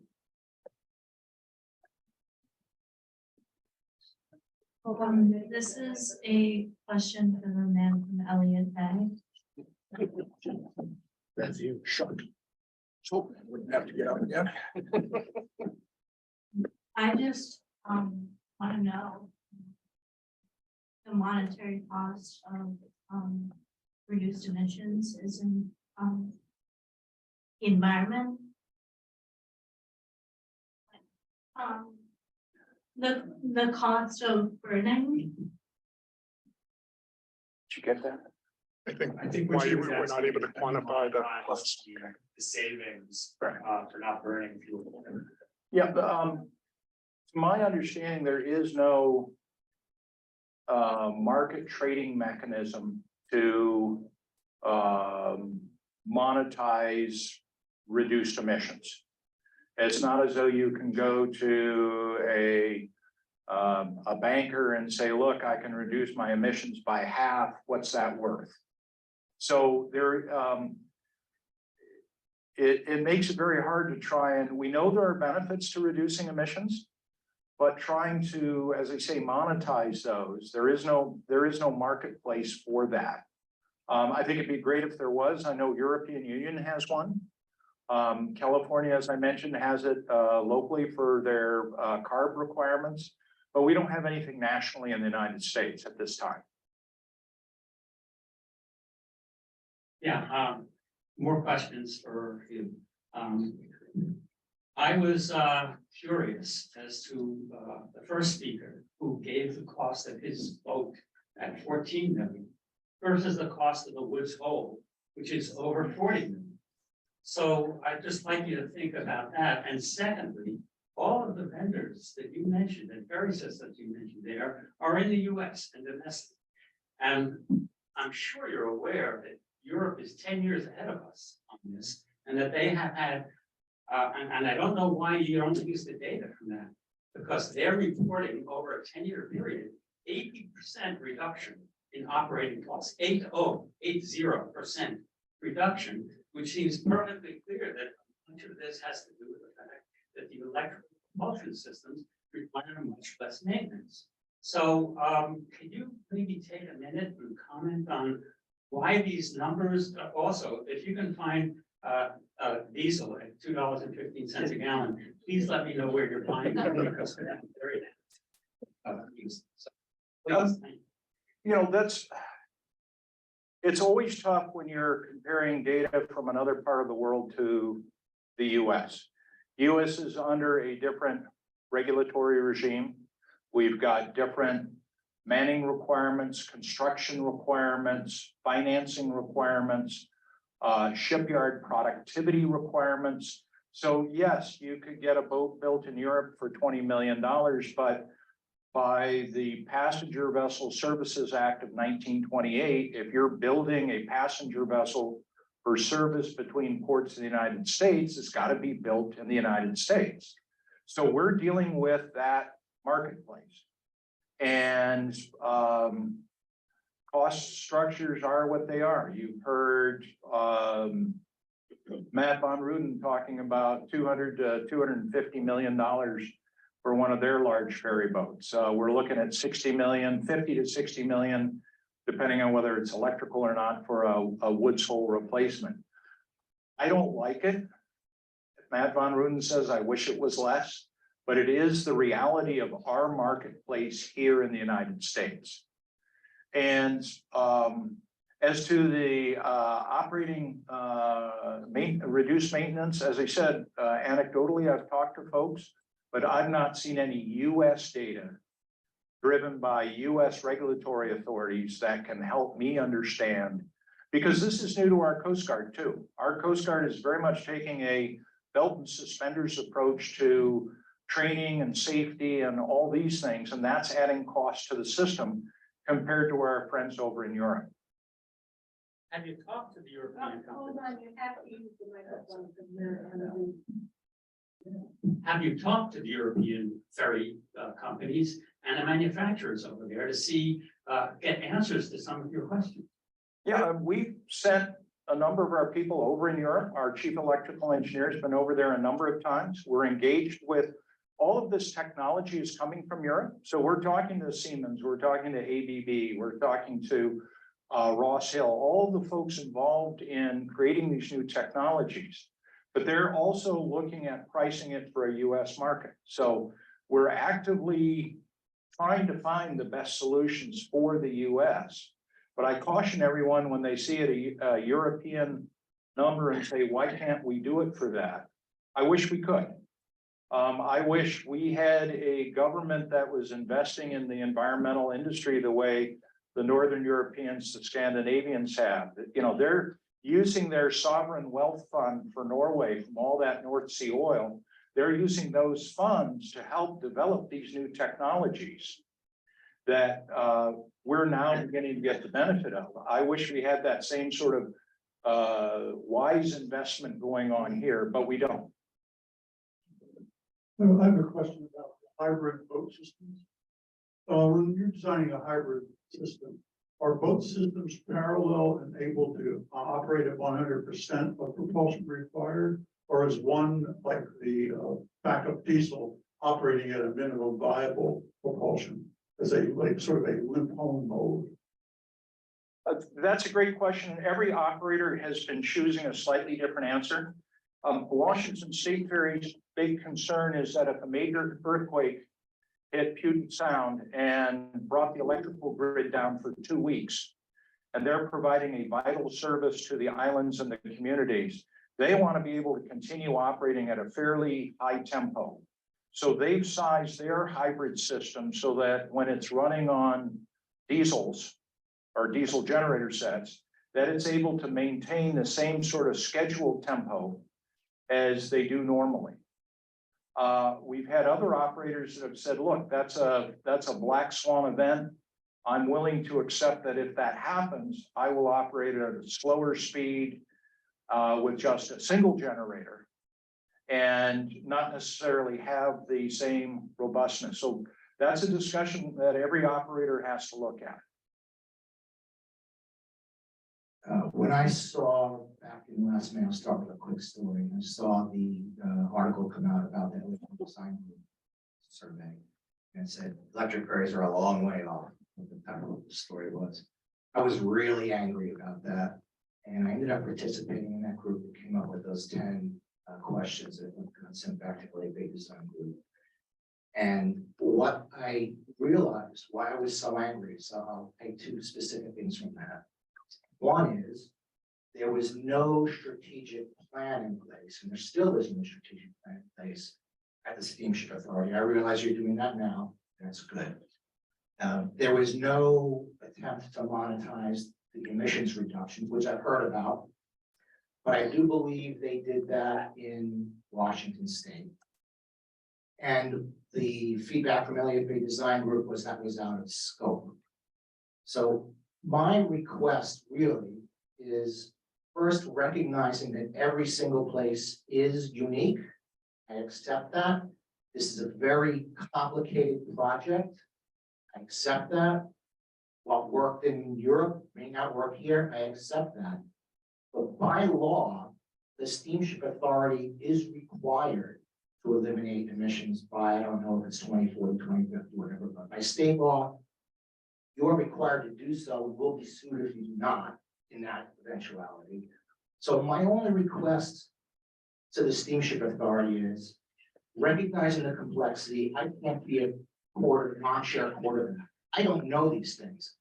What I really need to be able to do is trust the Steamship Authority to ask the right questions, drive a complex project to get there, have a plan, and execute it. I need to trust you to do that because I can't do it. I need to trust you. And right now, it's very difficult to trust the Steamship Authority.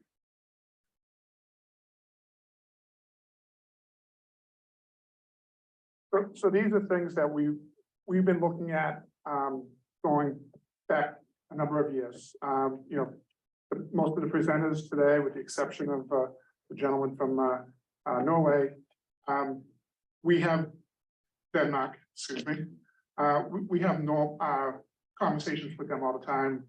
We've been at conferences. There was a conference in San Francisco. I can't think of what was the name of it, Marine Log Ferries Conference. And the 2-day conference, all they talked about was electrification, alternative propulsions. So we're trying to keep abreast of that. But as I mentioned earlier, we're in the early stages of this. We need to be looking at it and how we can move forward with the funding that we have or identify additional funding sources. So it's not something that we're burying our head in the sand. It's something that, it is not going to be, just the shoreside infrastructure alone. We're going to have to be looking at that. And does it make sense to be putting that battery system in Vineyard Haven when we're going to have to, at some point, be looking at raising that facility because of coastal resiliency? So these are all things that are all going to be intertwined. So I think you guys are all doing a great job in your representations here. It's obvious to me that there's a lot of entities that are thinking forward. My question is not necessarily to give you a crucial task on what you're doing and what you're not doing, but I'm more interested in how to support you. I don't see a powerful state entity here really listening to this to help change the funding that you need to really make the moves that you need to make in each of your individual groups. What do you guys want from us? How can we get the public policy to shift over so we can get the funding done for what we need?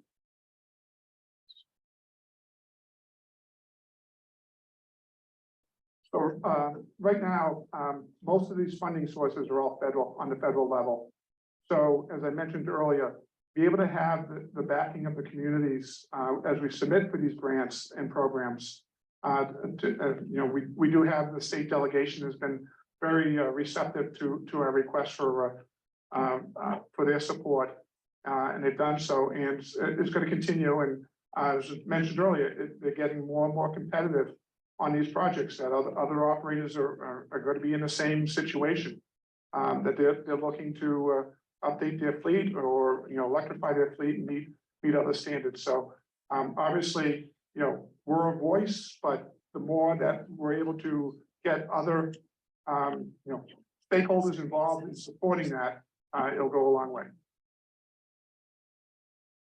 This hydrogen fueled ferry in San Francisco was mentioned briefly a couple of times, and I just wondered if you've done any feasibility studies on hydrogen fuel ferries and or if you have a sense of when that type of technology might be usable in this context. Yeah, that's a great question. Hydrogen is a wonderful thing, but it's also a very small atom.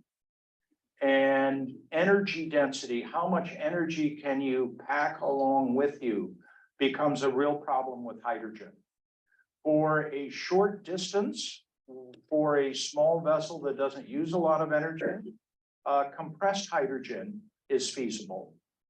But if you want to pack in more energy, then you have to go to liquid hydrogen. And liquid hydrogen has to be kept at minus 270 degrees Fahrenheit. So super cold, and that's bringing a whole additional layer of technology along with it. And we've gotten spoiled. Diesel you can put in any odd corner of the boat and store it away. With these other fuels, you can't necessarily, you don't have the storage capacity in the same way. Liquefied hydrogen has to be kept in a cylindrical or spherical tank, so that by definition takes more space. So it's out there on the future, but there are a lot of hurdles to overcome. Plus, there's the very real fact that right now most hydrogen in the United States is dirty hydrogen. It's not clean hydrogen. And can we get to a future where you can use renewable energy, solar or wind, to generate hydrogen that you can then store as a fuel for transportation? I think that's the vision. But I don't see that vision being practical over the next 10 to 15 years. I'd like to say differently, but so we're getting some demonstrator projects. This one in San Francisco is a vessel called the Sea Change. It's got limited capacities because it's using compressed hydrogen for its storage. But that's a start. It's the US Coast Guard is beginning to look at that. We're doing a project right now to take methanol, convert it to hydrogen, and then run it through a fuel cell for a 2,000 horsepower towboat. So that again is going to be under construction here very shortly.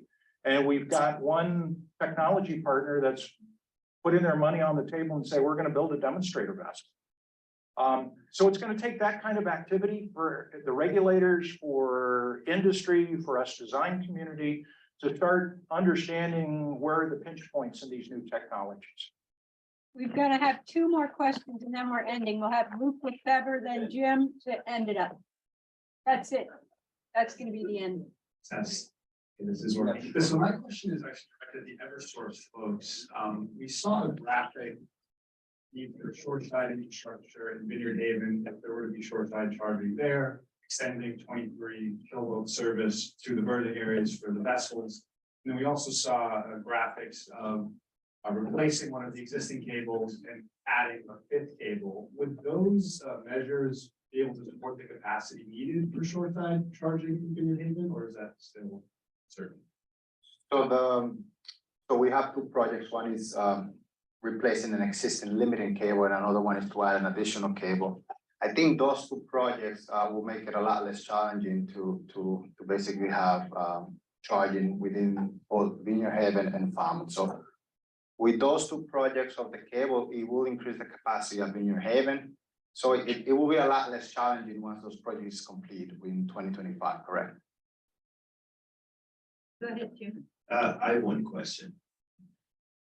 Having read the IPCC report and thinking about what our future trajectories are for climate emitting gases, insulatory gases. Do we have a 15-year timeline to begin making these changes? I mean, if we're reading it and we're taking it seriously, these are the top scientists on the planet today, implementing something in 15 years, saying that's when we'll get to it, it's not soon enough. This should have been done 25 years ago. So we're at a point where when we're asking for an electric ferry, that I think we need to take into account the fact that the costs of not doing this work are extraordinary.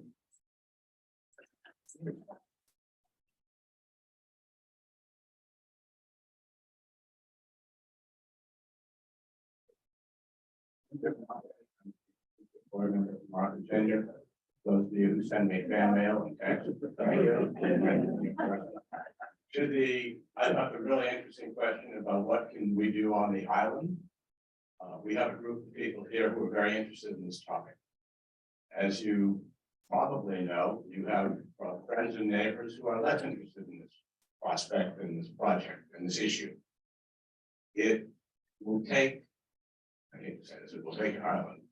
But it will take more people than the people in this auditorium to support this initiative. So what you could do, which would be great, is spend time talking to your friends, neighbors, other islanders, to garner support for the electrification and the issues that it will cause, perhaps in terms of cost, but definitely in terms of infrastructure to people on the island. I think the Steamship Authority has done a pretty good job of dealing with the legislators. You don't see it? I think the Steamship Authority has, and I said this to Mr. Davis and my other board members, we need to be more proactive about telling people what's going on, more communicative. I've tried to do that with the Dukes County Commissioners, but to the point, try and get more people on this island supportive of this initiative. That would be a big help. Thank you.